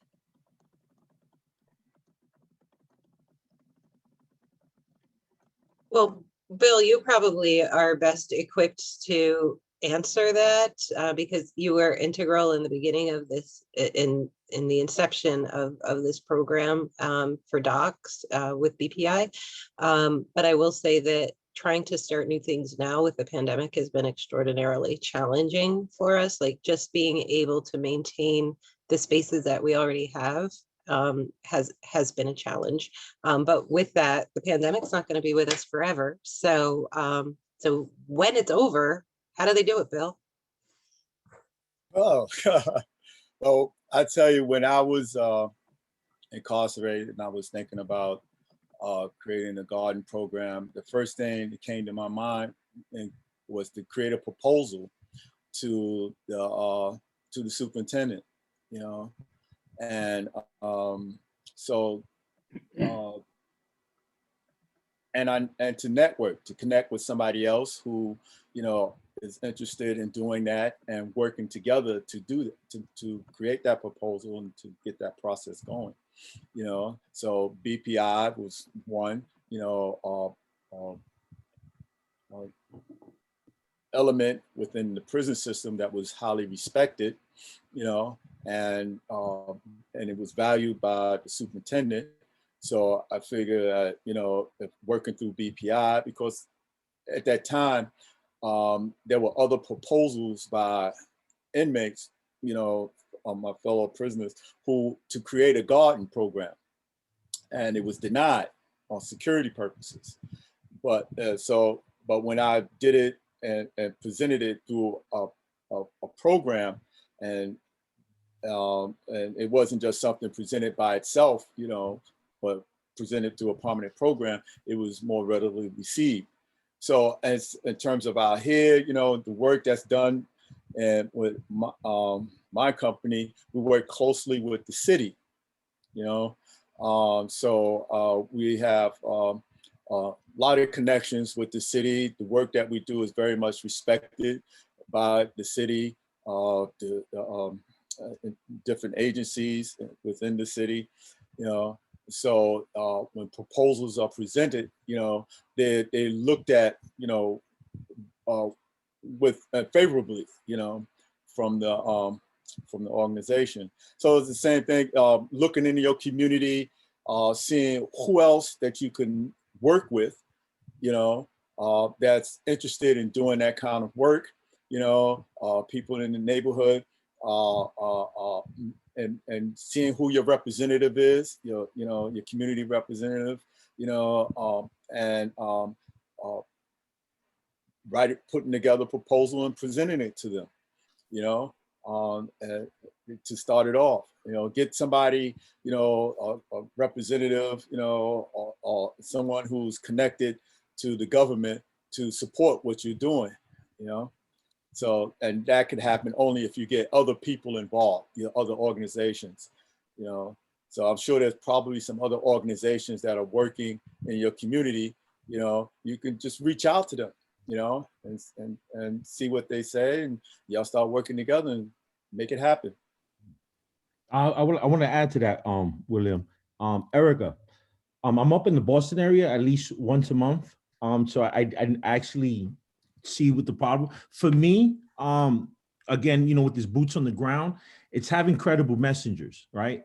If you have some credible messengers from the community that knows the community, it's easy to rally the community to do anything, right? And there's a lot of empty lots. There's a lot of empty little green spaces.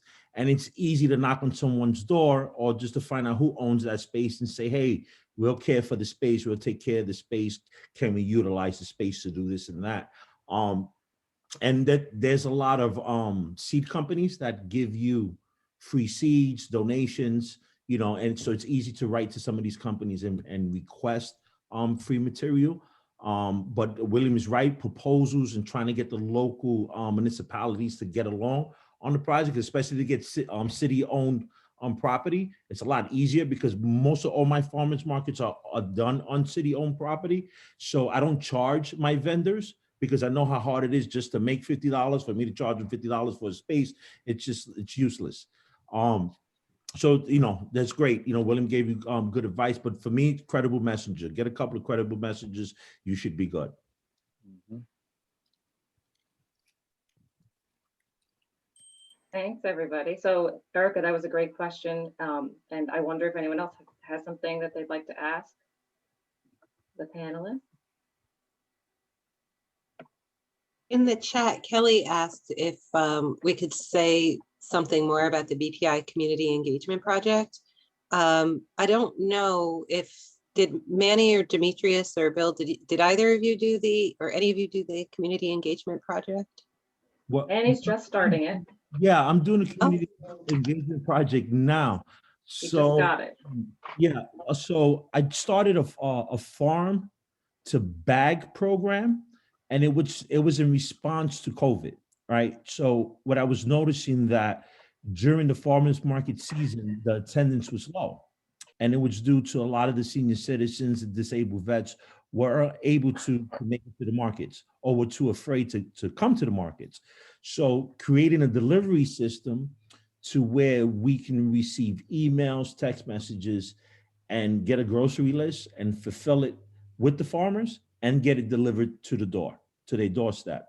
So because how the farmers markets work here in my county, we have a lot of incentives, a lot of money that has been donated to create coupons to allow seniors to get $20, $30 worth of these coupons. So it's easy for us to fulfill it without exchanging cash with these seniors. So it's just dropping us a call, just dropping the emails. Hey, I need some lettuce, tomatoes, whatever it is. And we try to add more to supplement that. So that's really this year what I'm engaging myself in more with a couple of the local organizations around my area and trying to make this happen, because we've seen that it's a big need. I know throughout my talk I said I feed over 700 families every week. Every Wednesday I get over 600 cars that pull up to our facility, and we give out boxes, and we get like 150 on foot. And this is through the Hudson Valley Food Bank that we get this food from. And still, even today, this past week, the numbers haven't changed. If it just continues to be an ongoing problem of how food access, let alone just healthy food, just access to food, period, and how tough it has been during this COVID response. Are those literal bags? Because if those are plastic bags, we definitely need to have a chat. No. So we get those. I had ShopRite donate those reusable bags. The ones Okay, good. All right, just making sure.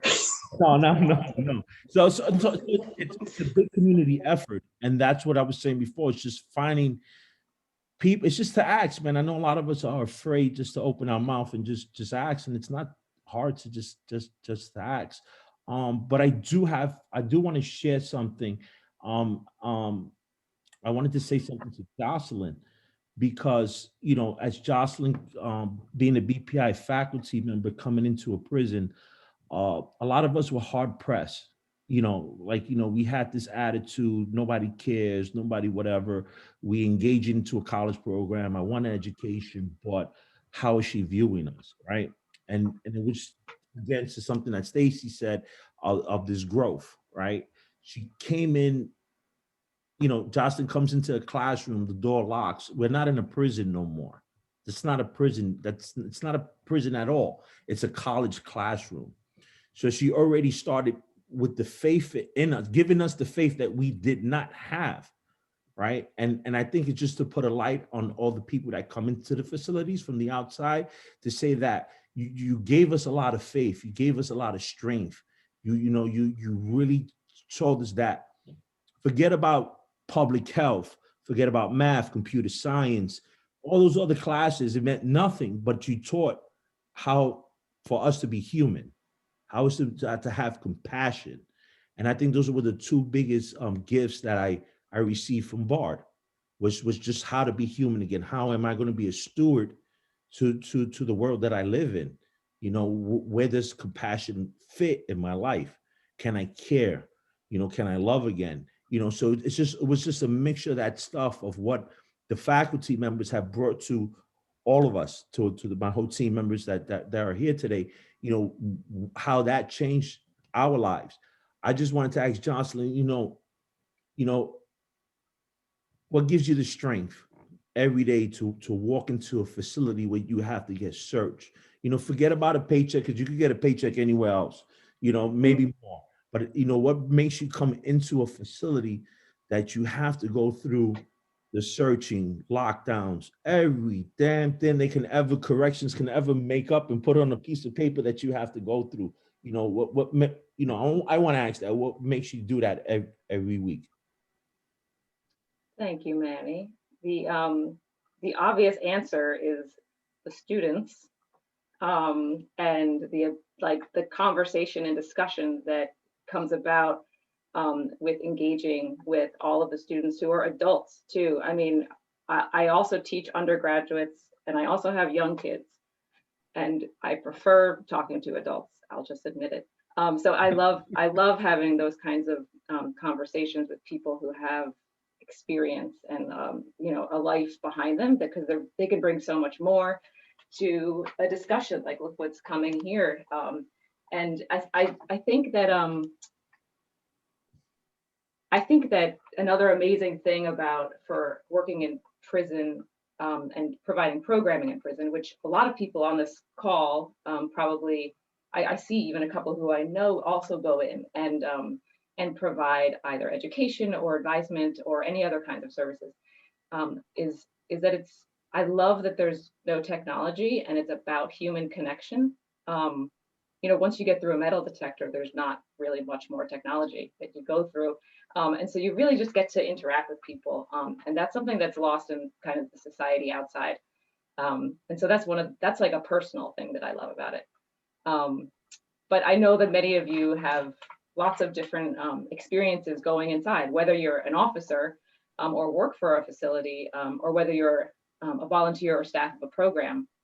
But I couldn't do it without like knowing that I was going to have an amazing time with my classes, which I sincerely miss right now, because doing it via video conference and teleconference, as some of you probably know, because you're doing it as well, is you know, you don't get the same human connection.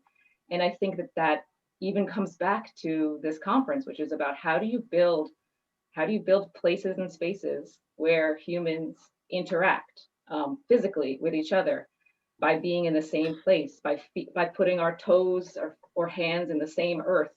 And I think that creating those types of opportunities clearly is transformative, and it creates opportunities for reclamation, as the four of the panelists talked about. And so I love being a part of that.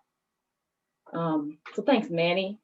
But wait, I would like to see, I see a couple people who have questions. I wonder if maybe we can get them in, because it looks like we have about 20 minutes left. I see Jay raising his hand. Yeah.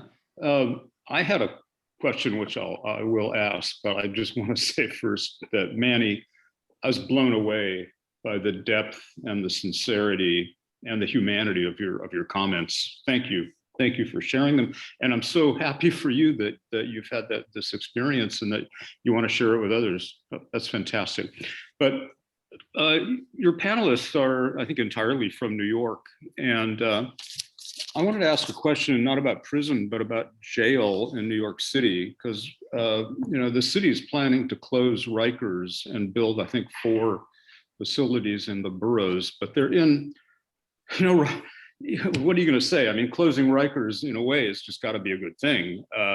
It's a terrible place, but I was influenced quite a bit. I'm an architect. I was influenced quite a bit by James Giller's work, his book called Doing Time in the Garden. It was published in 2006, and it's about the horticultural program. Okay, so but my question was going to be, do you know it? Are you influenced by it? But then I started thinking, wow, they're going to close it. They're going to move into the boroughs, and at least the locations I've seen are really quite dense. These are going to be, I don't know, high rise, but at least tall facilities with little connection to the ground, little open space around them. I think they're going to lose this program. And I'm just wondering what your thoughts are, what ideas you have, whether this is something that's crossed your mind. Obviously, Bill was nodding his head about the James Giller book. Anyway, I just want to throw that out there and get your thoughts. Well, I would just like to start off by saying I've never done time in Rikers. I have done time in Ulster County and Westchester County before I went to prison. But I have been to Rikers as part of the movement to close Rosie's. And there are many good things about building a new structure that is more responsive to trauma, that is, you know, just the families that have to go to Rikers. It's in the middle of the water. It's really challenging to get there. And so in terms of like building community that way, it's going to be better if we are going to continue to lock people up, that they're locked up near where their families are, because it makes visitation and cementing those bonds much easier. The garden project at Rikers, because of the pandemic, hasn't gotten a lot of love because the staffing is bad, which is really ridiculous because the best place for people to be right now is outside. So why they've let that go by the, you know, low on the priority list, I don't know. But if they do move it, none of them have at this moment, and it's all conjecture right now because nothing's nothing's solidified, but none of them have access to outside spaces at all, not for recreation, not for anything. So that is a concern, but I think that the overriding issue is let's make them as small as possible, because we have demonstrated as a culture that if we build beds, we will fill them. So let's make them small to begin with, so we don't overuse them. And then, but the second space is making sure that people can remain part of their communities by not having to trek all the way out to the middle of the water to go see someone for an hour. So I don't think gardening is going to be a part of it, sadly. I think that's a significant loss, but in the context of everything else, I think it's one of those things that are going to be compromised. So having spent almost 3 years on Rikers Island, I always, every time I see a Close Rikers campaign, I do have a concern. My concern arises from my perspective that a person in authority, once you start subjecting yourself to behaviors and practices of the people you have charge of, you sort of lose that authority. And now it becomes this thing where, you know, guards are peers to the prisoners. Everybody knows that Rikers is bad, but do everybody know why Rikers is bad? Yes, there are some issues with its physical location, but it's the abusive relationship between inmates and correction officers. To put these same people in a new building, what are you resolving? So the bigger concerns that come from Rikers being a bad place, yes, you can move it and you know, come up with all of these other things that make it look nice. But I think, you know, we have to start retraining and like revisiting our policies. I see a hand up, Hilda. Before Hilda, I always wanted to say one thing. I worked for the company at one time that was involved with the gardening program at Rikers, the Horticulture Society. I volunteered and I worked for them for a little while. And matter of fact, one of the persons that was working at the garden was a lady named Hilda, you know, and yes. And she had red hair as well. Oh dear. Okay, thank you very much. I don't know how to get rid of the hand, and I don't want to really insert myself too long in the panel, but also wanted to answer one of the questions earlier as to what's happening with the horticulture program that's currently on the island. So the program is still there, and quite a bit of, I think 7 people from the current team are attending this conference and are probably listening in.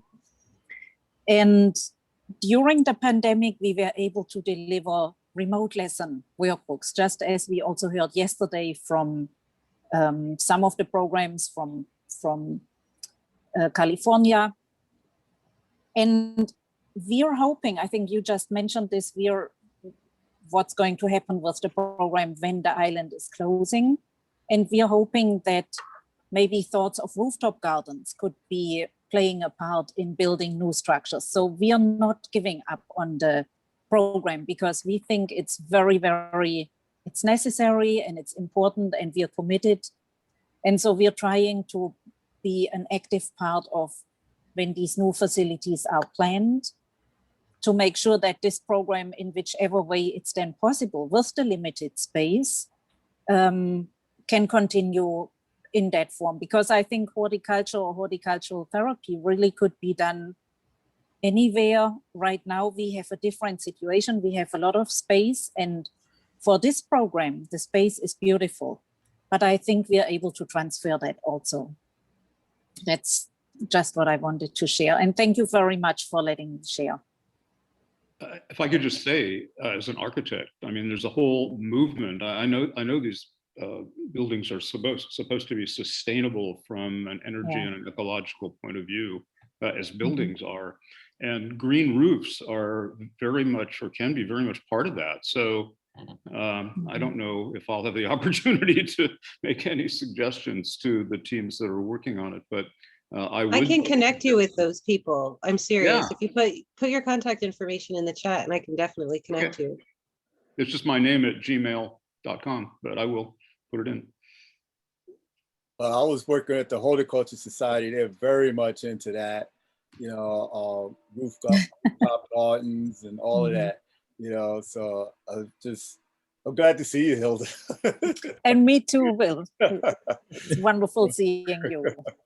So, you know, that was exactly on my mind when you were talking about that, asking that question about buildings, you know, not having the space to grow anything. There's always an opportunity that you look for, you know, there's always an opportunity to do something. You just have to look for it, you know, and then you just have to push for it, you know, and exactly top is, you know, a lot of these spaces in the city, you know, they don't have a yard for the guys to go to or the women to go to, but they use the rooftop, you know, to give them rec, because they have to have a place for them to have rec. So they use the rooftop. So there's an opportunity there somewhere, you know. I want to add to what Will was saying, right? And it's interesting about space when there's no space. So there's a few places here in the Newburgh area where I work at, where people wanted community gardens, but there was no space, right? So what I did was show them how to use milk crates, right? And make these milk crate gardens, right? And they just combined them. We tied them off, 5 or 6, and was able to still plant in the backyard. And even with concrete, we're still growing right on top of it. So it's also that there's a lot of great innovative ideas to create space when there isn't space. Yeah, there's a name for that. They call it something they call movable gardens or something like that, you know, because there was a space our company was involved in gardening, and it was slated to be reconstructed, you know, the building torn down. So they had that temporary space of that rights to grow stuff there, and they grew stuff in crates, you know. So it was easy when it was time to move out, just pick it up and just go. and go. You know, I'm wondering if I can ask a question of the panelists, because we had several sessions where we were kind of planning and discussing things. It looks like we have about 10 minutes, I think, left and for a little bit of a discussion.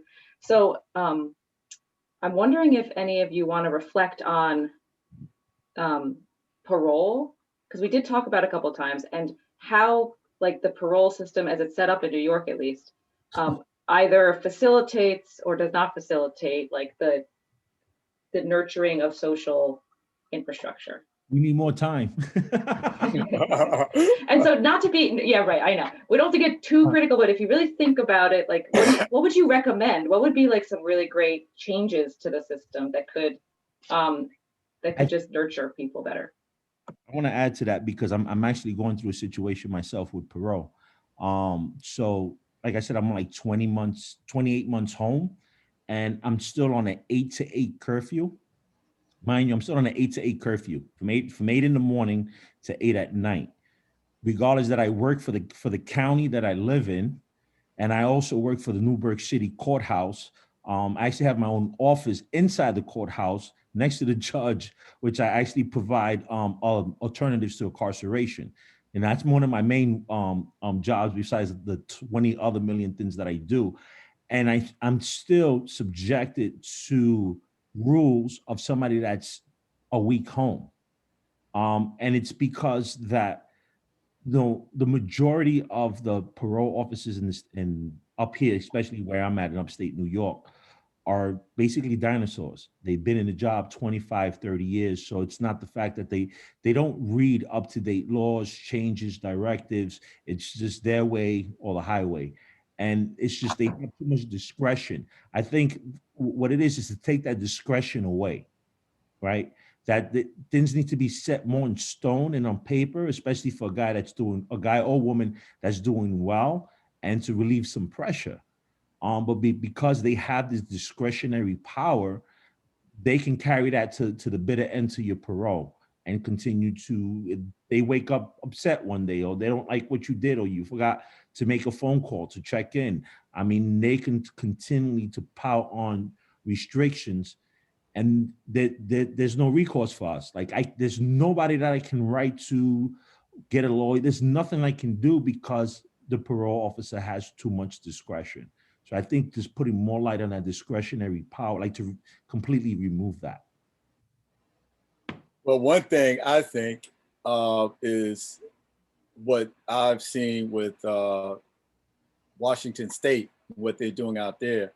They're working with the State Department of Corrections, and just getting this, instead of where here it's just individual facilities and BPI or any college that, that's inside the prison system, have to work with just the warden of that particular facility, But if the Department of Corrections was totally on board, first with not viewing inmates as recidivists, or people as potential recidivists, but as, folk coming from the perspective of desistance, where you're looking at the whole, the whole individual and their life and their relationships and their experiences.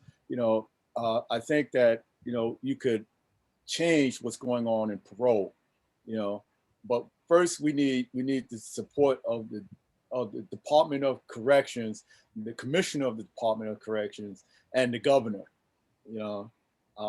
and I think that would be a tall order, but doable. I agree with you.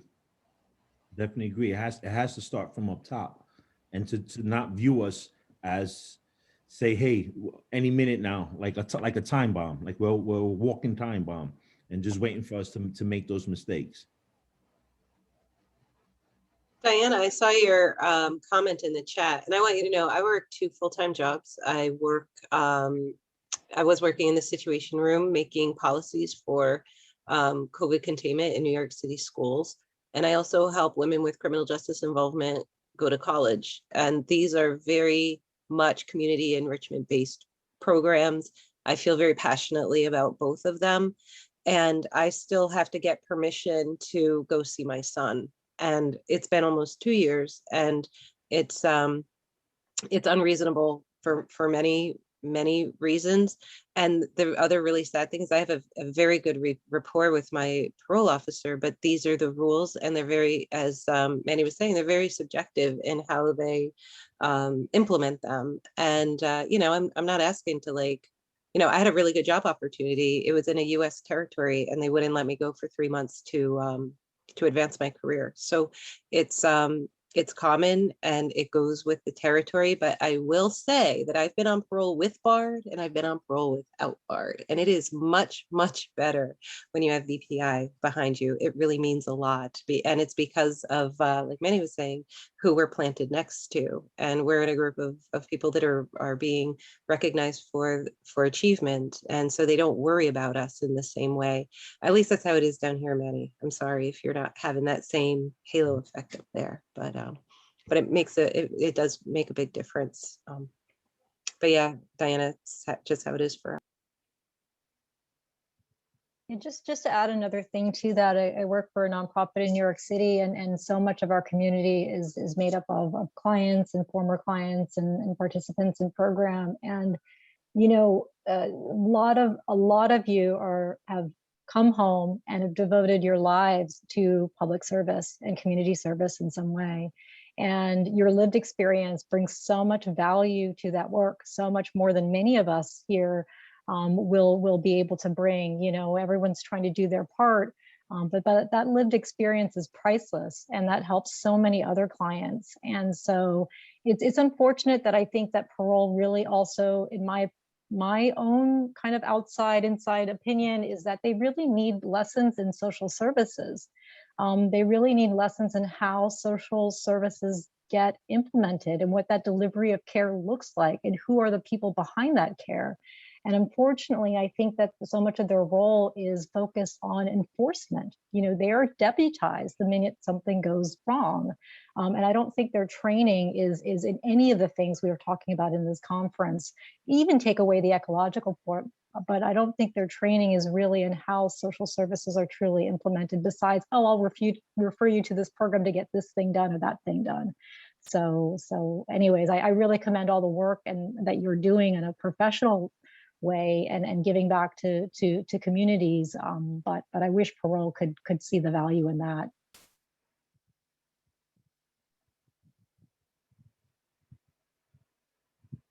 Demetrius, did you want to add something? You were unmuted. As far as parole, I think everybody has covered it. So to speak to the question, how does parole encourage or discourage it? I mean, so if you look, I mean, in the criminal justice system, I mean, you have prisoners and you have law enforcement, you have correction officers, right? The correction officers sort of serve as that role model, but no contact with them. You're not supposed to, right? Whether in or out. When you come home, still no contact with someone who's supposed to be a role model. No contact with a peer. If they're on parole, you should stay away from them as well. If your family's on parole, you need to stay away from them as well. If you want to go on a vacation, I can't help you. So you want to get a job? Well, good luck with that. So it doesn't encourage anything, and it doesn't encourage social structures or anything. So, I mean, panelists hit it on the head. There's nothing more I can contribute to that issue without sounding like I'm venting. No, you just contributed. Thank you.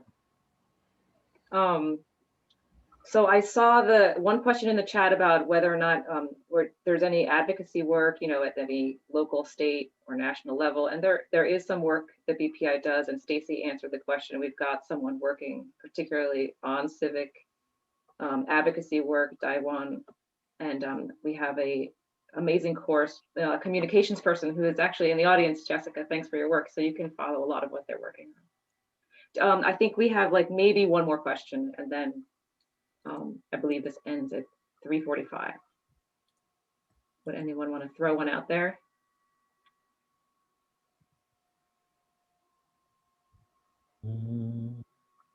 I was wondering something. Hi, I'm Hannah Bercovici. I am actually in Phoenix, Arizona. I worked for, when I was in grad school, I worked in a prison education program doing geology, and I'm currently getting into farming. And I was wondering how COVID has affected your in-prison programs, and also the other programs that you're all working on. I know that our program has been like highly affected, and the prison is not, and the people who run the prison are not very communicative with us, and so it's been definitely a challenge. So I was wondering how you have all been affected by it, and if it's helped you create virtual learning as well in relation to gardening and farming. Well, I'll just say quickly and then see if the panelists have anything to add. But I mean, we do teleconferencing and video conferencing, but it's really around the academic coursework that BPI offers. With respect to the gardens, it depends on facilities. So one of the facilities has such horrible staffing cuts that they don't see the garden opening anytime soon. And currently all volunteers, like someone like myself, is not able to enter the prison. I guess maybe once I get fully vaccinated, maybe they're going to change their restrictions. But then at another facility, they see the value of an outdoor program and are going to try to push to make it work because it's clearly something that is one of the safest things to do. So COVID has certainly impacted that inside work. And I think it's really just dependent on this, the facility and then the state that you're in, unfortunately, Hannah. Does anyone want to add anything? Yeah, I can add something. So as a result of COVID, I started working with a company called Learn Level. And what they do is because the programs have virtually shut down in most of the prisons, where not even the mandated GED programs were opening. This organization, what we do is we write curriculum with an emphasis on accessible language. So someone sitting in a cell without an instructor, without a teacher, can learn different subjects. We do guides for different subjects, and from that, a lot of work has been being generated from that, and that company has grown as well. It's not so much right now focused on agriculture or outside activities. Is more for academic and mental stimulation. That's cool. That's actually nice. Hannah, I wanted to add to what COVID has done. And we know that this isolation that everybody's suffering from, the height of suicide and just even overdoses and everything because of people being isolated at home because of COVID. It's so sad that my fellow Bardians here, we all understand what isolation is and what solitude is. And for me, I thrived right through that moment because like what, like we had it saying like 30 days, I could sleep 30 days off, right? And we was able to thrive through this pandemic. So like it hasn't affected too much of our gardens and farming, and because food had to be provided, right? We had to be able to provide a need, but the isolation part didn't even bother. Like it didn't even look at that and watch the world just crumble and buy every piece of toilet tissue in the supermarkets because they feel like things are going to crash. And but it also brings awareness to the incarcerated, right? To the men and women that are isolated and what they're going through. So I'm hoping that moment that everyone stops to think like, wow, this is what isolation does. This is what confinement means, to be confined, right? So I just wanted to bring that kind of awareness because it always pops up in my mind. So thanks, Manny. Thank you. I know that there's so much more we could say.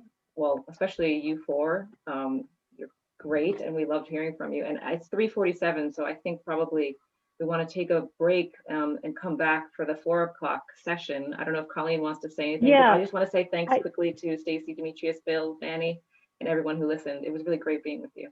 Thank you. Thank you. Thank you. Thank Grant. you. Yeah, on behalf of all of us attending, you guys are amazing, and I really appreciate you sharing your expertise and experience. But we do want everybody to take a quick break and come back at 4 o'clock for the last session. Take a real Zoom stretch, turn off your camera, have a break, and then we'll resume at 4 o'clock. Thank you again.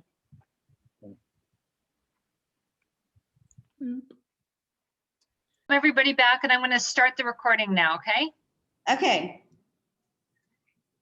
Welcome back, everyone. Thank you for joining us for the last session of the day. We will be joined by Dr. Heather Kleiner, who is the co-founder of Bars Without Barriers Prison Outreach. And we will, like the other sessions, we will put the bio sketches in the chat so that we save the time for their presentation. So Heather, handing over to you. Thank you so much for coming to share your work. Thank you, Colleen. I would like to introduce my colleagues. Ms. Ebony Mitchell. Hello. And Diane Clark. It's up there. Yeah, let's turn it. There we go. As well as David Boone, who is at the Caddo Correctional Center, so he can just call in when he gets a second. And I'm going to go ahead in the interest of time and do a share screen to show you our slides.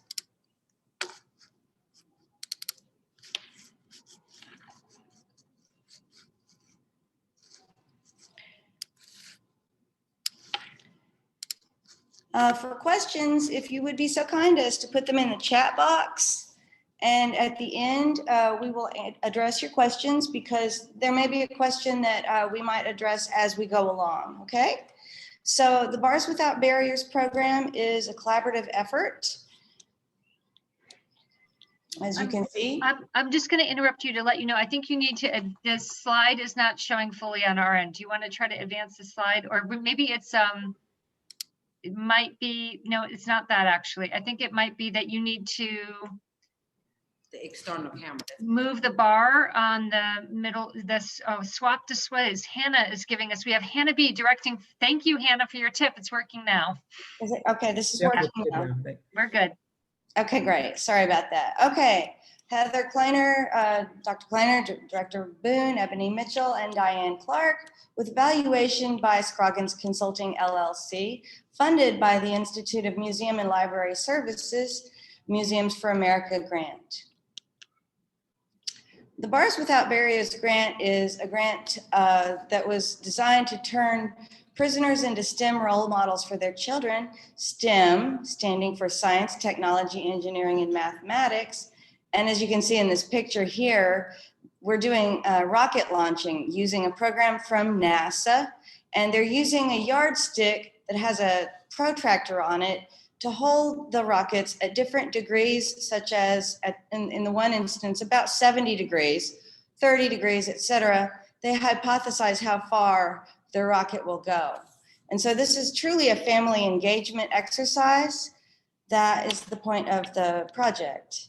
Now, for the agency level goals from the Institute of Museum and Library Services, Museums for America grant, SciPort is to be a community anchor. Now, I'm going to hold off on who SciPort is for Diane Clark, the executive director, but it's to help make our organization better prepared to address community needs, those who have the greatest needs in the community, develop ongoing relationships with our community partners, and then to share those knowledge and resources with others in the community. And for the participants, it should make our organization better to address community needs and also to be better at problem solving in the community. Now, we did have program level goals, and that is to expand our audience and our impact by bridging a population of our community that was actually not underserved. It was completely unserved. And utilizing Caddo Correctional Center's Reentry program, we had the participating inmates learning how to approach educational exhibits, both at a museum or one that's a tabletop exhibit, as well as programs. And they learned how to facilitate inquiry, engagement, curiosity, instill a love for lifelong learning with their children and their families. Basically, we taught and we are teaching our students, that's what I called them, basically how to be like a SciPort employee. You know, they're learning all the skills that a SciPort employee would use in order to engage their own families in science. And in the last target, we proposed to serve at least 240 inmates and families, and that at least half of them would continue on, you know, with using these skills, coming back to the museum and, you know, maintaining their interest. That's a little bit hard to assess, but we do have an outside evaluator who's helping us with that. Now, what is the community need for this? We're in Northwest Louisiana, and for a long time, up and down, we've been the prison capital, not just of the United States, but the world. And this really disproportionately affects children. Children face adverse childhood events, and they often have multiple adverse childhood events that affect them later in life. And so these people are isolated. They need job skills, they need parenting skills. They've got many concerns to you know, regain the trust and relationship with their family, to get a job, to find a place to live that's away from the bad element that maybe have gotten them into trouble in the first place. Now, who am I? Well, I am SciPort's sponsored programs manager. I used to be a professor at LSU Health Sciences Center in Shreveport. I did my postdoctoral training in cancer research at MD Anderson Cancer Center. And I just learned that I loved diversity initiatives, working with students, and helping people from the ground up. And so at some midpoint in my life, I decided to take an extended sabbatical from the academic world and come to SciPort Discovery Center using transferable skills in grant writing, program management, data, statistics, et cetera, to help develop programs that we could do outside in the community. And what you see there is a picture of me doing LED lighted torches for 4th of July. And it teaches a basic STEM learning goal, how to make an electronic circuit, but everybody gets something cool to take home with them. I'm also the founding chair of the North Louisiana STEM Alliance, part of STEM Learning Ecosystems Global, which I'm going to have Ebony speak to because she is our strategic design chair. But that's the website. And now I'm honored to introduce Diane Clark, who will speak to a little bit about who SciPort is and what they do. How's that? Is that good? That's good. Okay. Well, thank you very much for having us today. We really are quite honored to have been selected to present. At first blush, you probably wouldn't think of Children's Science Center as being a very likely partner in a situation where you deal with incarcerated individuals. But actually, it's the perfect fit for us because our mission is to provide STEM activities, hands-on activities for people of all ages. And so we have been operating since the early 1990s and we have over 30 years of experience in the community, providing the community outreach, developing the network that we need to establish a strong tie in the community. So we have so many community engagement activities going on, but this particular example with IMLS is a perfect sampling of what we're able to do. The grants that we participate in and the contracts, they're all designed to serve a variety of socioeconomic status levels. And the IMLS funding is a perfect example of how we leverage our resources to reduce the inequities and increase access to resources. Bars Without Barriers is the perfect platform to bring attention to the positive outcomes which can result from our targeted outreach initiatives. So Dr. Heather Kleiner, Director Boone, and Ebony Mitchell all represent what is possible when you put a committee together of caring, committed individuals who are there to address a very specific need. Bars Without Barriers is not designed to generate a profit for any of us, but the benefits of the program far outweigh any monetary value. we produce a better educated and informed community. We improve the self-esteem, confidence, and hope for not only the incarcerated individuals, but for their family members who are suffering right there along with them. We improve the understanding and compassion for incarcerated individuals and for the lives of their family members. And we improve family relationships. And I believe that Director Boone will touch on this, but perhaps we are reducing the repeat offenses.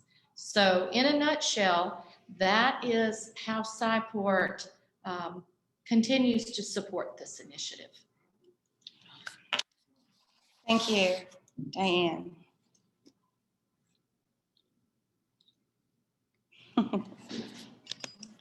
All right, so we originally started presenting this program at the Southeastern Museum Conference, actually side by side with our program officer, Steve Schwartzman. And, you know, we were talking about how we developed the program in the first place. I know this is a bit different than your prison garden justice program with, you know, making gardens, but I will describe some of the programming that we do and how it does relate. But just first, how we actually initially address the issue. People have heard of the Angola prison. It's way down south. It probably takes 7 hours to get there. And we did approach them about partnering with this idea, but it really wasn't feasible because we wouldn't be able to serve children every other week with that far of a distance, not in person. And so then we met with Caddo Parish Sheriff Steve Prater, and that's where our partnership was made. They have an exemplary reentry program that is directed by David Boone, who will be very happy to tell you all about it shortly. It's more than just a jail, it's a lot more, and it helps get people ready for the outside world. Now, our partnership, I'm gonna have to move this, said, you know, the sheriff is willing to partner with us as long as we manage the grant. That was just not something that they do. And we started at first with a grandiose idea. We submitted our first idea to the Institute of Museum and Library Services. And this was a little bit before I came on board, 6-7 years ago. And it was not funded the first try. They said, you know, this is a really fabulous idea, but it's risky.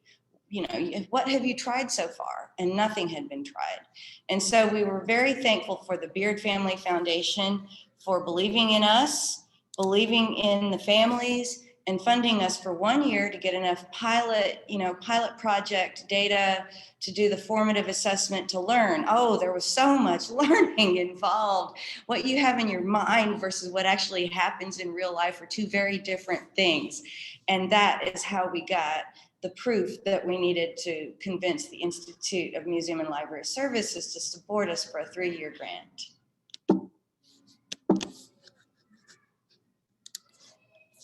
Okay, so the partners in this program include the reentry staff. And I say work sometimes and sometimes I don't.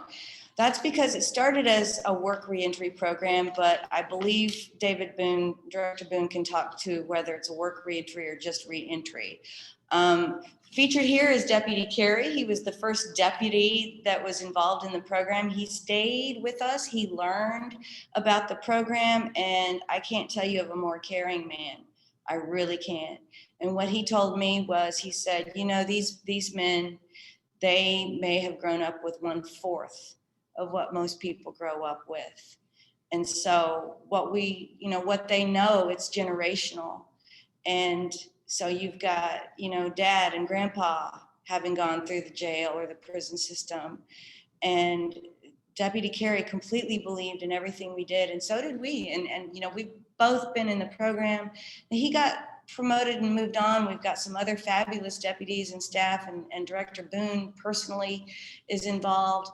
But there are some other people involved, the communications director at the Correctional Center. We can't do this program without our non-incarcerated caregivers.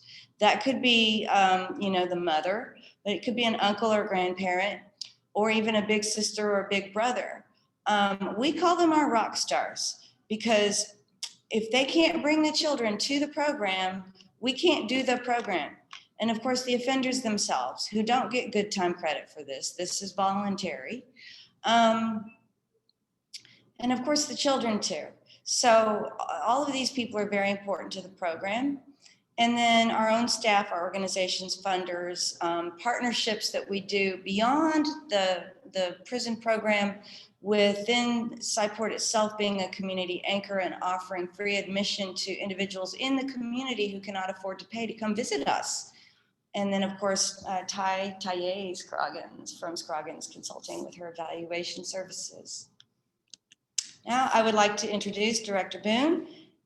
David, are you ready to get on? Yes.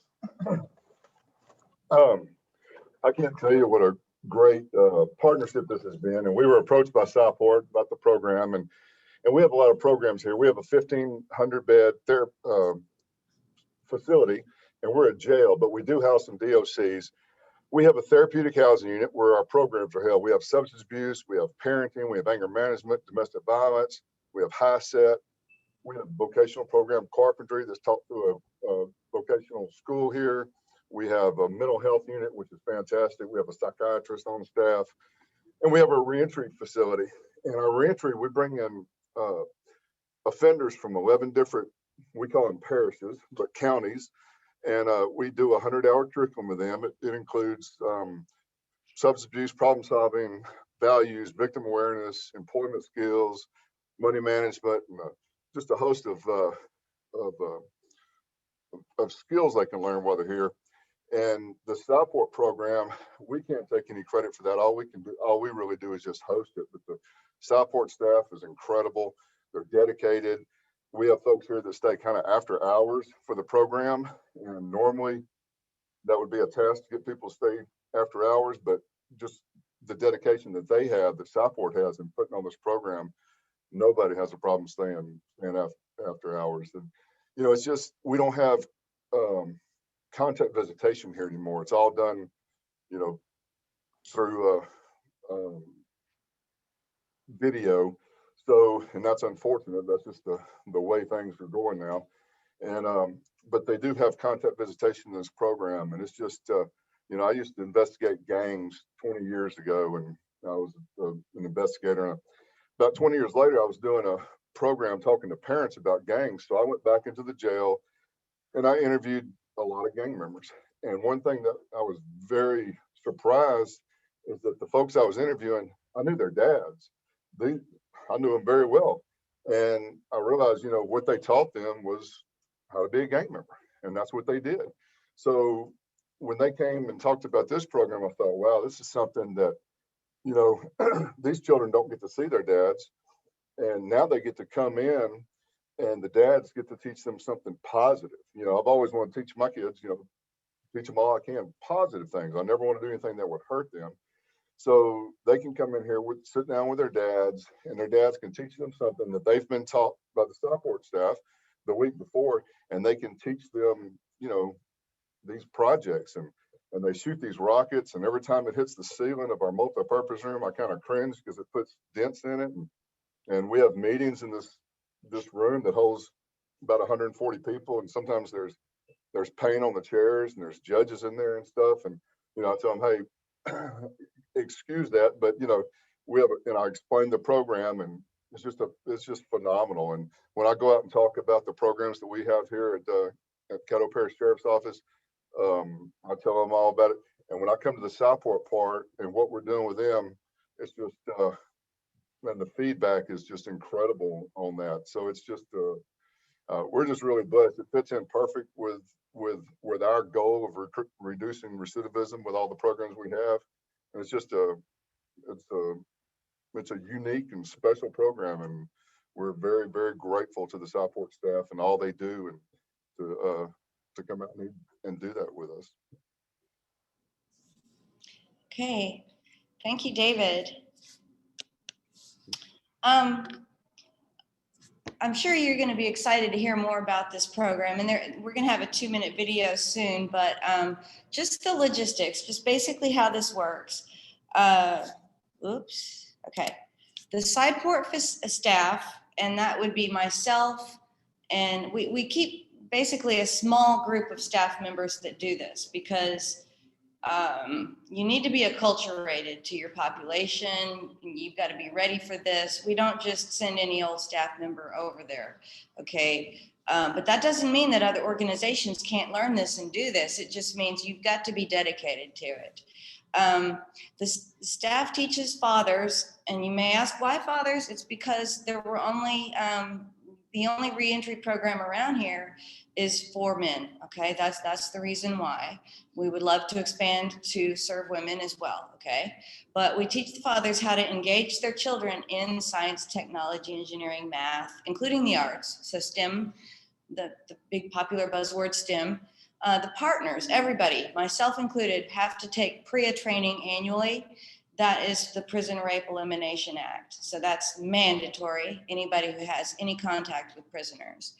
The work reentry staff have to remain present during our visits, and they keep the sign-in sheet. We tally the attendance, and the non-incarcerated parent or caregiver has to remain present when they come. So it's basically, when we first started, Alan Brown was one of our staff members, and he had the idea that we were going to start with 6 what we call professional development sessions. We were going to go 6 weeks in a row just teaching the prisoners how to do session 1, session 2, session 3, all the way through 6, all these different science sessions. And then they would have the family contact visits. Well, after the first visit, that changed. So they, the offenders, they wanted their families to come right away. They couldn't wait to share what they learned with their families. So we changed it. We said, okay, that'll work. So instead we teach session 1, the scientific method, how to, you know, what is involved in the scientific method. And then we used the pop rocket technique as a hands-on science experiment that they did to work their way through the scientific method. So they did that with us, just them and us, a nice, safe place for them to practice and learn. Then when the children came the next week, the non-incarcerated caregivers would be in the room, and their level of involvement might vary over time. Sometimes they had to stay in the back. Over time, maybe those restrictions loosened depending on how well they got along. And they all got along really well, so later on they became a little more interactive.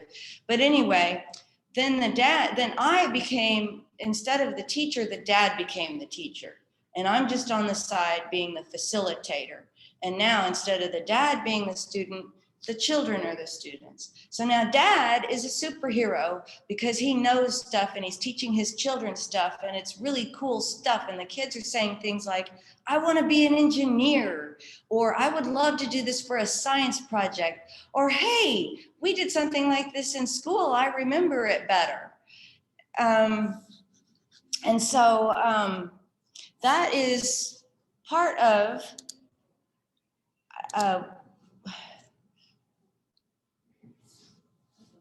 I'm sorry, I saw something in the chat. Yeah, okay, I'll address that right after this. But anyway, I'll get it. Thank you, Ebony. I can't talk and manage this thing. Okay, hang on, wait. Okay, the video is going to come up in a minute, but yeah. What? No. Oh, okay. All right.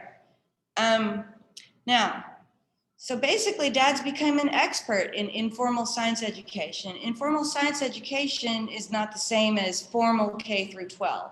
So it has more of a putting the learner at the center of the experience and letting them guide the experience instead of having a teacher being the sage on the stage and, you know, telling them what to do.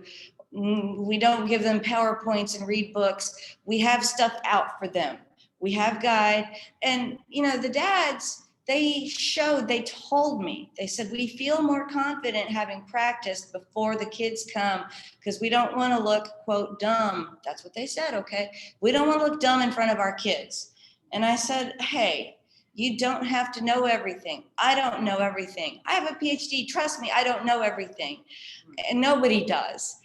So if your child asks you a question you don't know the answer to, you say, that's a great question. Let's go find out. And that's the whole point, inspiring curiosity. So the dads became the expert, and knowing, in advance is how they built their confidence. These are some of the programs that we did. We basically had a series of 6 programs. And so it took 12 weeks to complete the whole session, a series. And if they completed 12 weeks, they would get a free family membership to SciPort for 5 family members. And that's like a $260 value, where we want them to come to SciPort. Unlimited visits for a whole year. And they did come. I checked the roster. Not that they had some special membership card that said Bars Without Barriers. No, they were not distinguished from anybody else, okay? Except that they were probably better parents and better visitors at the center than most, because they'd been trained for that. So the first one was basically the scientific method, and then the idea that science is everywhere and it doesn't cost a lot of money to do science. We mainly kept our science experiments to inexpensive materials that could be bought at a dollar store or that you would have in your house anyway. Because really, it's your imagination. If you've ever watched the video Kane's Arcade, the little boy Kane in East LA made a whole video arcade out of cardboard boxes. And we would show that video, and it's phenomenal. But yeah, science in the yard. One of the greatest things is plant dissection. So this ties back to what you're doing. We would encourage them to dissect a plant, and we would have a microscope on a rope with a screen. And I've never seen anybody get so excited about seeing a bug on a plant than one of these guys. And we would have the children and the dads help draw pictures of the 6 plant parts, which is one of the grade learning expectations for 3rd or 4th grade in Louisiana. Science in the Supermarket, we have a brochure for that, and I have a link for that if you want to see it, or if you want us to mail you some printed ones. How to keep your children engaged at the store, how to teach them math while them not even realizing they're learning math, and the 30 million word gap, talking to your children, and that language development that goes along with it. And we would do food tasting. So we would bring interesting things like seaweed or radishes or prickly pear cactus, the pears themselves. Science at work, and science in the city, lots of different experiments that Ebony also participated in helping us with. And now it's time to introduce Miss Ebony. Alrighty. I'll just do this like it. Okay. Well, hello everyone. My name is Ebony Mitchell, and I assisted Dr. Kleiner with the Bars Without Barriers program. She did a wonderful job explaining the program, but I just wanted to underscore maybe my experience. I wasn't necessarily prepared for the emotional undertaking, because the kids are so excited to see their father. I remember I was in the bathroom. And I heard one of the little kids, "Mom, we're gonna be late. Hurry up, hurry up. Mom, we're late. Hurry." So they're just so excited to see their father. And I just wasn't prepared for the emotional, part of that, and to see them just so happy and excited, and to one of the grandmothers to say that their behavior has changed. So it's more than just teaching them science, which is great, and to get the exposure to SciPort, but also the engagement, the family engagement. A lot of times in the underserved or unserved community, they don't have exposure to science, technology, engineering, and math. Usually the only books they have in the house is the phone book and the Bible. And so, engaging with that population is one of the greatest things. I'm also with the North Louisiana STEM Alliance, and so we do strategic planning, and I guess that's about all I can say. I'm so grateful for this program. On a more personal level, my son's father, he has been dealing with incarceration problems, and also he's now in a sober living facility. So I can speak to the importance of having these reentry programs where they not only, once they get out of jail, that they also have support moving forward, because my son, on a personal level, he's just heartbroken because his father is not here. So thank you so much for this program. I can personally say that Bars Without Barriers is a wonderful program, and thank you so much for Siteport for having this program. Thank you, Ebony.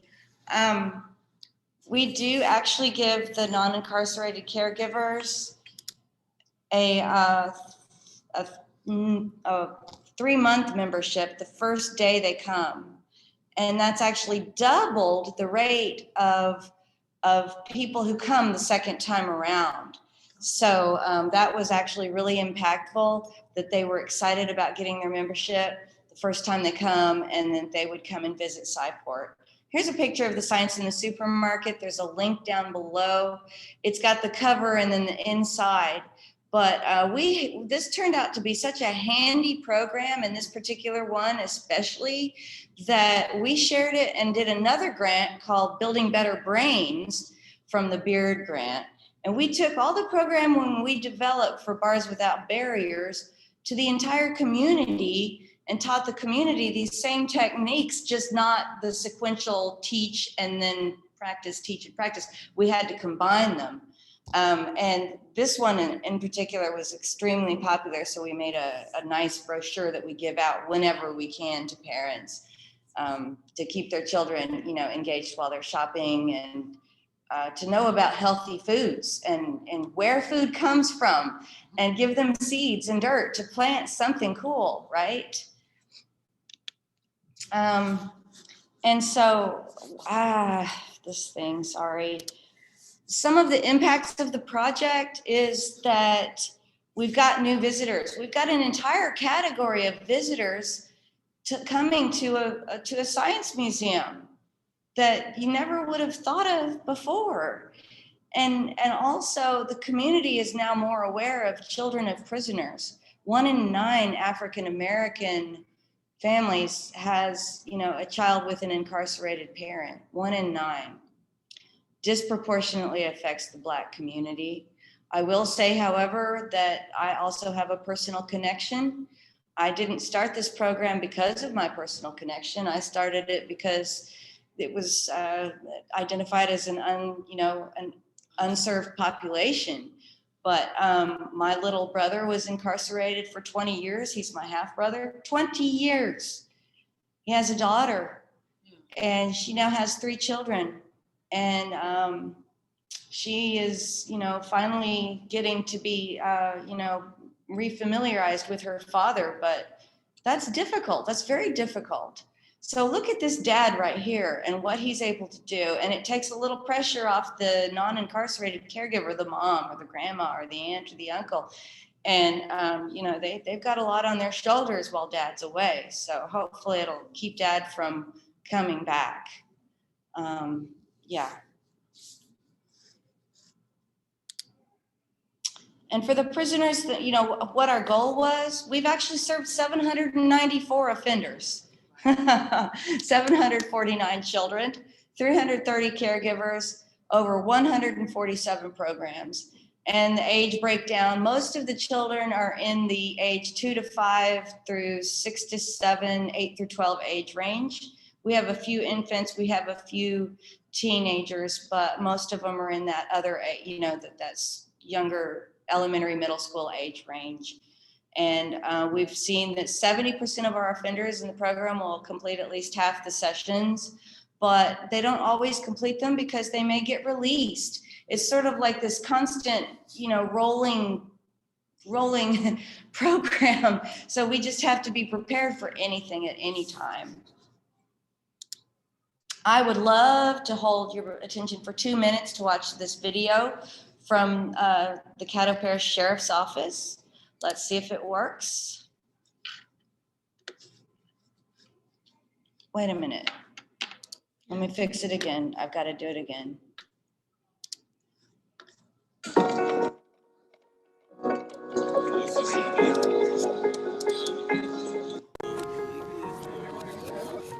Just because dad's away doesn't mean that he's gone.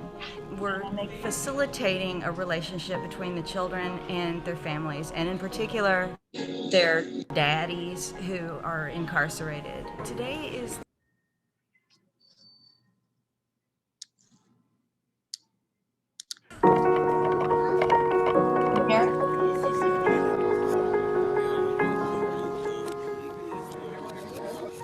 Just because dad's away doesn't mean that he's gone.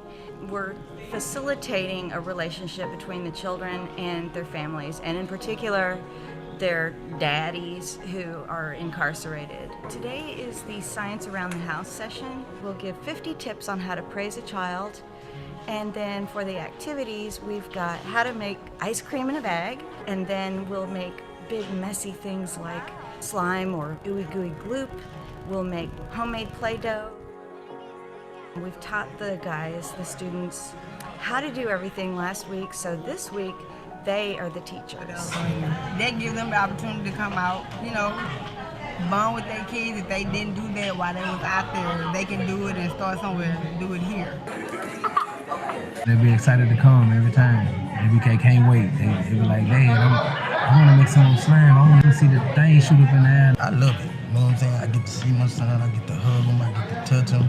I get to teach him all type of new stuff. I tell the dads the best gift you can give your children is time. And it doesn't matter what they play with. It could be a cardboard box, because it's really all about spending time together, asking questions, being curious, and making the children feel loved, special, important. And that's what I see here. The children come and they don't want to leave at the end of the session. It's really the most heartwarming thing I've ever seen. My daughter, she just can't wait till I come home so we can do this together. Wherever there's a jail at, I believe that they should have the program. I hope and pray that it just keep going on. I think it's wonderful.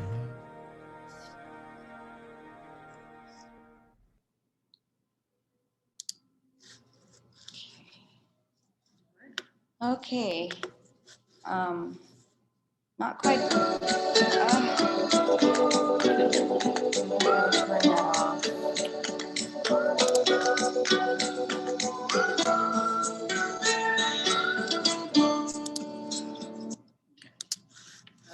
Okay, thanks. I'm going to come right back to finishing this up. I see there are some really neat questions coming up, so I can't wait. Just a few more little things. Are we good? Can you see everything on the screen? Yes. Okay. All right. So some of the feedback from the offenders, from the dads. My son wants to be a scientist. If I was able to help him with anything while I'm incarcerated, it would make things much better.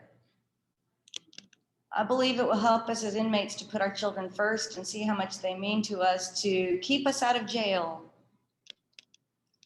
And then here are some of the assessments we learned. This is a picture of one of our portable exhibits. It comes as a cube and you open it out.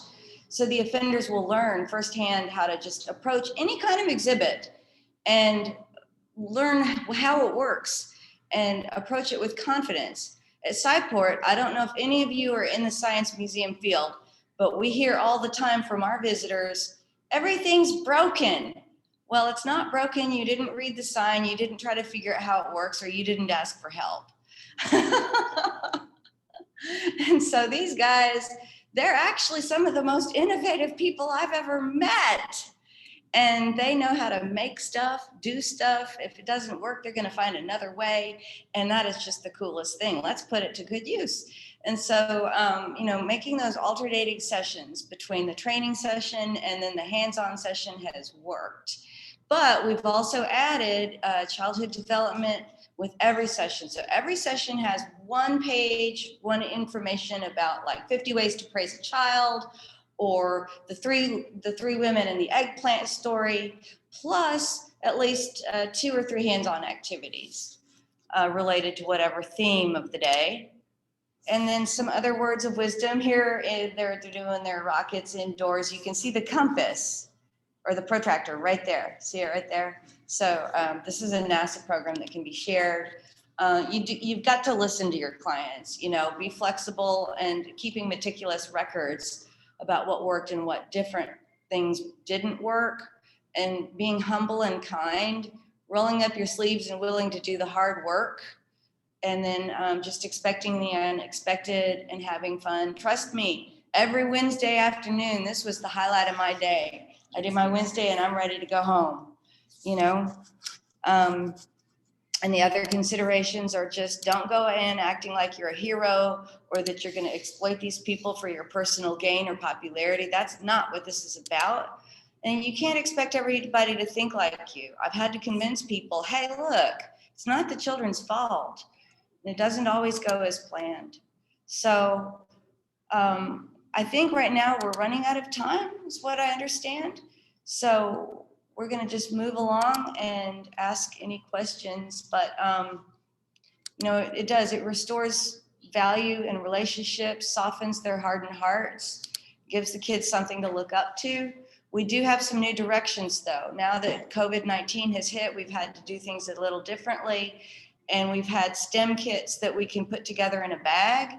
And we've had them at Scideport where the families will come and we can video them with their permission and bring the flash drive of the video to the prison so that the dads can see their families interacting and at least keep them engaged until then. And actually today, and at the end of this session, I've got a family coming from the Juvenile Court, Department of Children and Family Services. We've got permission for supervised visits to come here to Scideport. So this is an expansion of the program. And we have been writing a facilitator's guide and a participant's guide that we will be happy to share at the conclusion of the grant. So at this, I think we're about ready for questions and answers. I hope I didn't talk too long. Here are contact information. Let's see if I can stop share. What happened?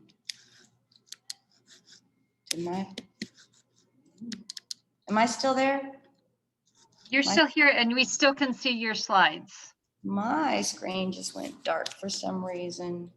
Okay, there it was. It was just closing it. Okay. All right. So are we ready for questions and answers? Okay.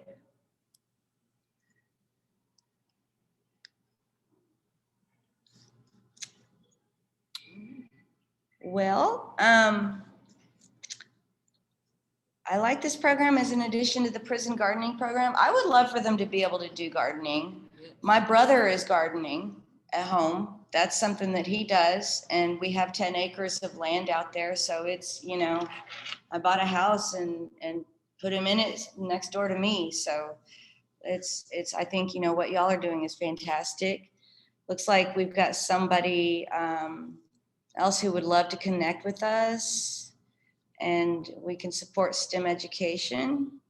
Can people purchase the STEM kits from our website? We haven't sold them. So far, we've just been making them. Diane, do you have any comments about that? We can certainly investigate it. Yes. We'll look into that. Yeah, we will look into that. I think we would be more than happy to share because that's the whole point. They're also very easy to create. We can provide the basics if people want to put them together, and that would be of no charge. Yes, we can do that. I mean, like I said, I'm making a facilitator's guide and a participant's guide. So a lot of these are going to have the instructions. Plus, Scideport has a YouTube channel, and you can see a lot of these like pop rockets on the YouTube channel.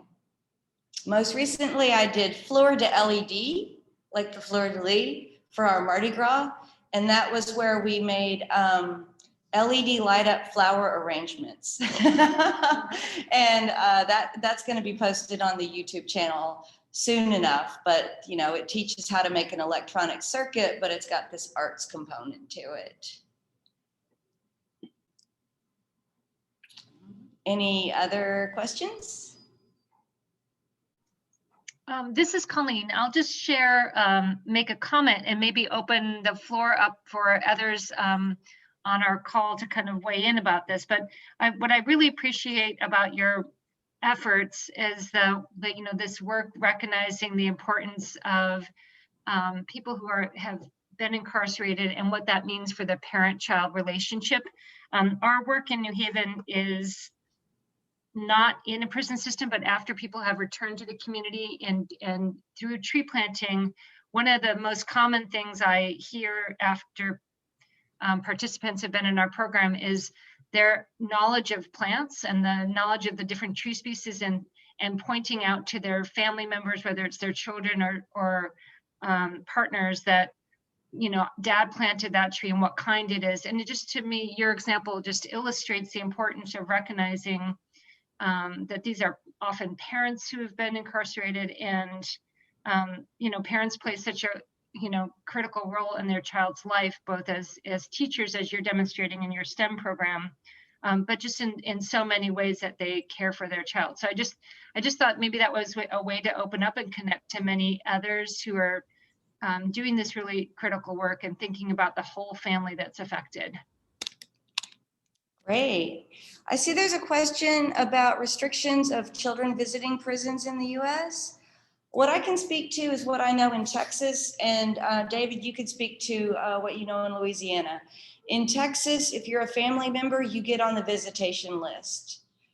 And you have to show your ID, your social security number, et cetera. And you can do telephone visits, and even right now in Texas, they're doing visits using a tablet, but you have to be on the visitor list. David, what about Louisiana? We also have tablets, and it's increased our visitation numbers a lot, because people can do it from wherever. And we have video phones set up at our facility. They can come in and visit at the facility if they don't have access to computers. All right. So William Jett asked what kind of experiments, you know, how does that impact? We've been really, really lucky because when we go to the Caddo Correctional Center, we're not in the jail, we're in a conference room. We can't bring a knife, sharp knife, no sharp knives, but we've never had to, you know, count every single dowel rod or magnet or paper clip before and after our program. And David can speak to what they do with the offenders, you know, after we leave, because, you know, when it's time to go, the offenders actually help us clean up. The children grab the dads by the legs and cry. We give them snacks to take home with them. The moms leave or the caregivers leave, and we clean up real quick, and then we're ready to go. And then I think the prisoners have to go through some kind of a check. Is that right, David? Yes, they do all the cleaning up. You know, you mentioned earlier that this program does not offer good time credit, and it seems now that, you know, almost every program offers good time credit. And people come in and talk about new programs and say, you got to offer good time credit, or they're not going to do it. They're going to go to another facility or somewhere where they get good time credit. But you know, we have a waiting list to get in this program, and it does not offer good time credit because they get to see their children, spend quality time. So we've had no problems. This reentry facility has been open for 10 years here, and we've never had a fight in it. So I mean, it's just yeah, they take care of the program. So we haven't had any security issues from the parents or in any way. One time we made birdhouses, and Cyport pre-cut the wood, but a lot of these guys are in a carpentry program anyway. And so we brought the wood, but they used hammers, they used nails, they used electric drills in the program with the children present, but we had to bring safety goggles, you know. And I brought newspapers because I like to repurpose and recycle and reduce, you know, waste. So that's another concept that we try to instill just to catch all the mess, you know. But David, do you remember that time we made the birdhouses? Yes, very successful. Mm-hmm. Paid positions. Read it to David. David, the question is, are these paid positions in the prisons and jails? Well, the staff, yes, we're paid by the sheriff's office. This is our jobs. The programs and the reentry personnel. And as far as the side port end of it, we work from a grant. So, you know, it's really not that long for, once we get it figured out, you know, it's 2 to 3 hours a week. The inmates, are they paid? Is that the question? Oh, no, the inmates, no. No, inmates aren't paid, if that's the question. I guess I'm not understanding Richard's question, but the inmates are not paid. No, the inmates are not paid, correct. If that's what they're asking.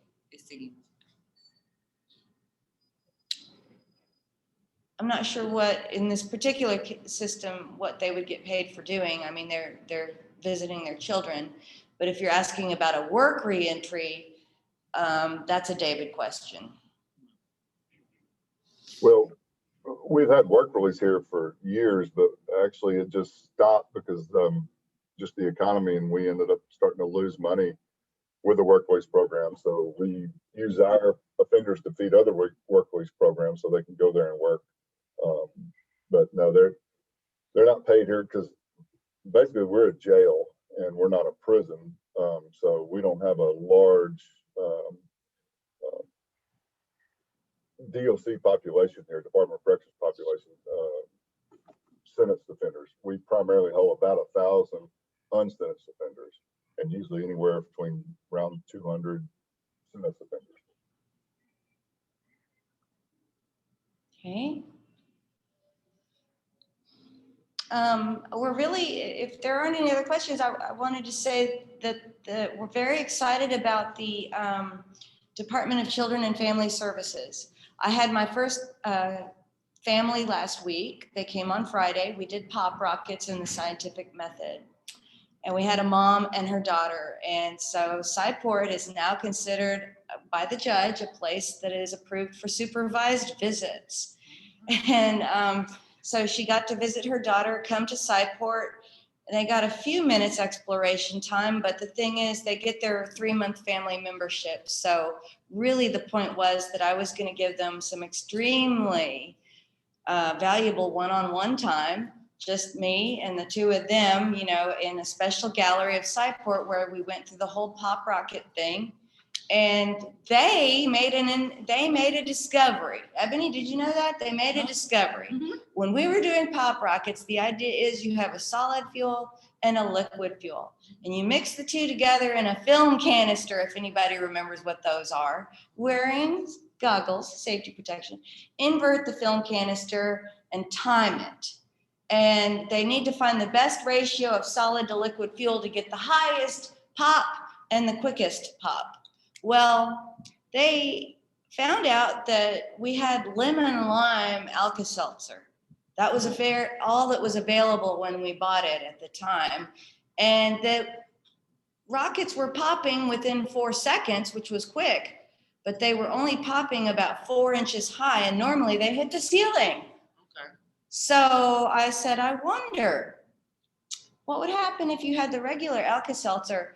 And they couldn't wait to take their STEM kit home and try it out. We give them real authentic experiences. So they received a plastic graduated cylinder, pipettes, beakers. I let them take a pair of goggles home with them. There are cheaper versions you can purchase. And the film canisters. And then I found some regular Alka-Seltzer. So then the mom and the daughter, they're deliberating like this, like scientists, you know, because they are scientists. And they're rocket scientists, and they're deliberating, and they compare, and they tried, and they tested, and they found out that the regular Alka-Seltzer popped much higher than the lemon lime. And then they kept testing, and then they said, and we also made another observation, that you use less water and more Alka-Seltzer, but not too much Alka-Seltzer. Half a tablet, 15 milliliters of water, and use the regular Alka-Seltzer, and you'll get your best results. So they made a conclusion. Yes, that's amazing. And so, I mean, that's just, how rewarding can that get? I'll stop talking now. I think it's about time to close. Thank you again for having us. Yes, thank you. Thank you so much, Heather, Ebony, Diane, and David. We really appreciate your sharing your work with us, and to the attendees for hanging in for a very long Zoom session today. Matthew, do you want to make some remarks about plans for tomorrow's sessions? Yes, I will. So we will be resuming tomorrow at 1 p.m. So we hope that you'll join us. We'll be tomorrow 1 p.m. to 5:30. We have 3 sessions, one on gardening in carceral settings across the U.S., one on social and ecological impacts of the prison food experience, and we'll close with a workshop on creating responsive therapeutic places to improve well-being. So we hope that you will join us, everyone who's here, and thanks again for joining us for these first 2 days, and we really look forward to continuing to engage with all of you.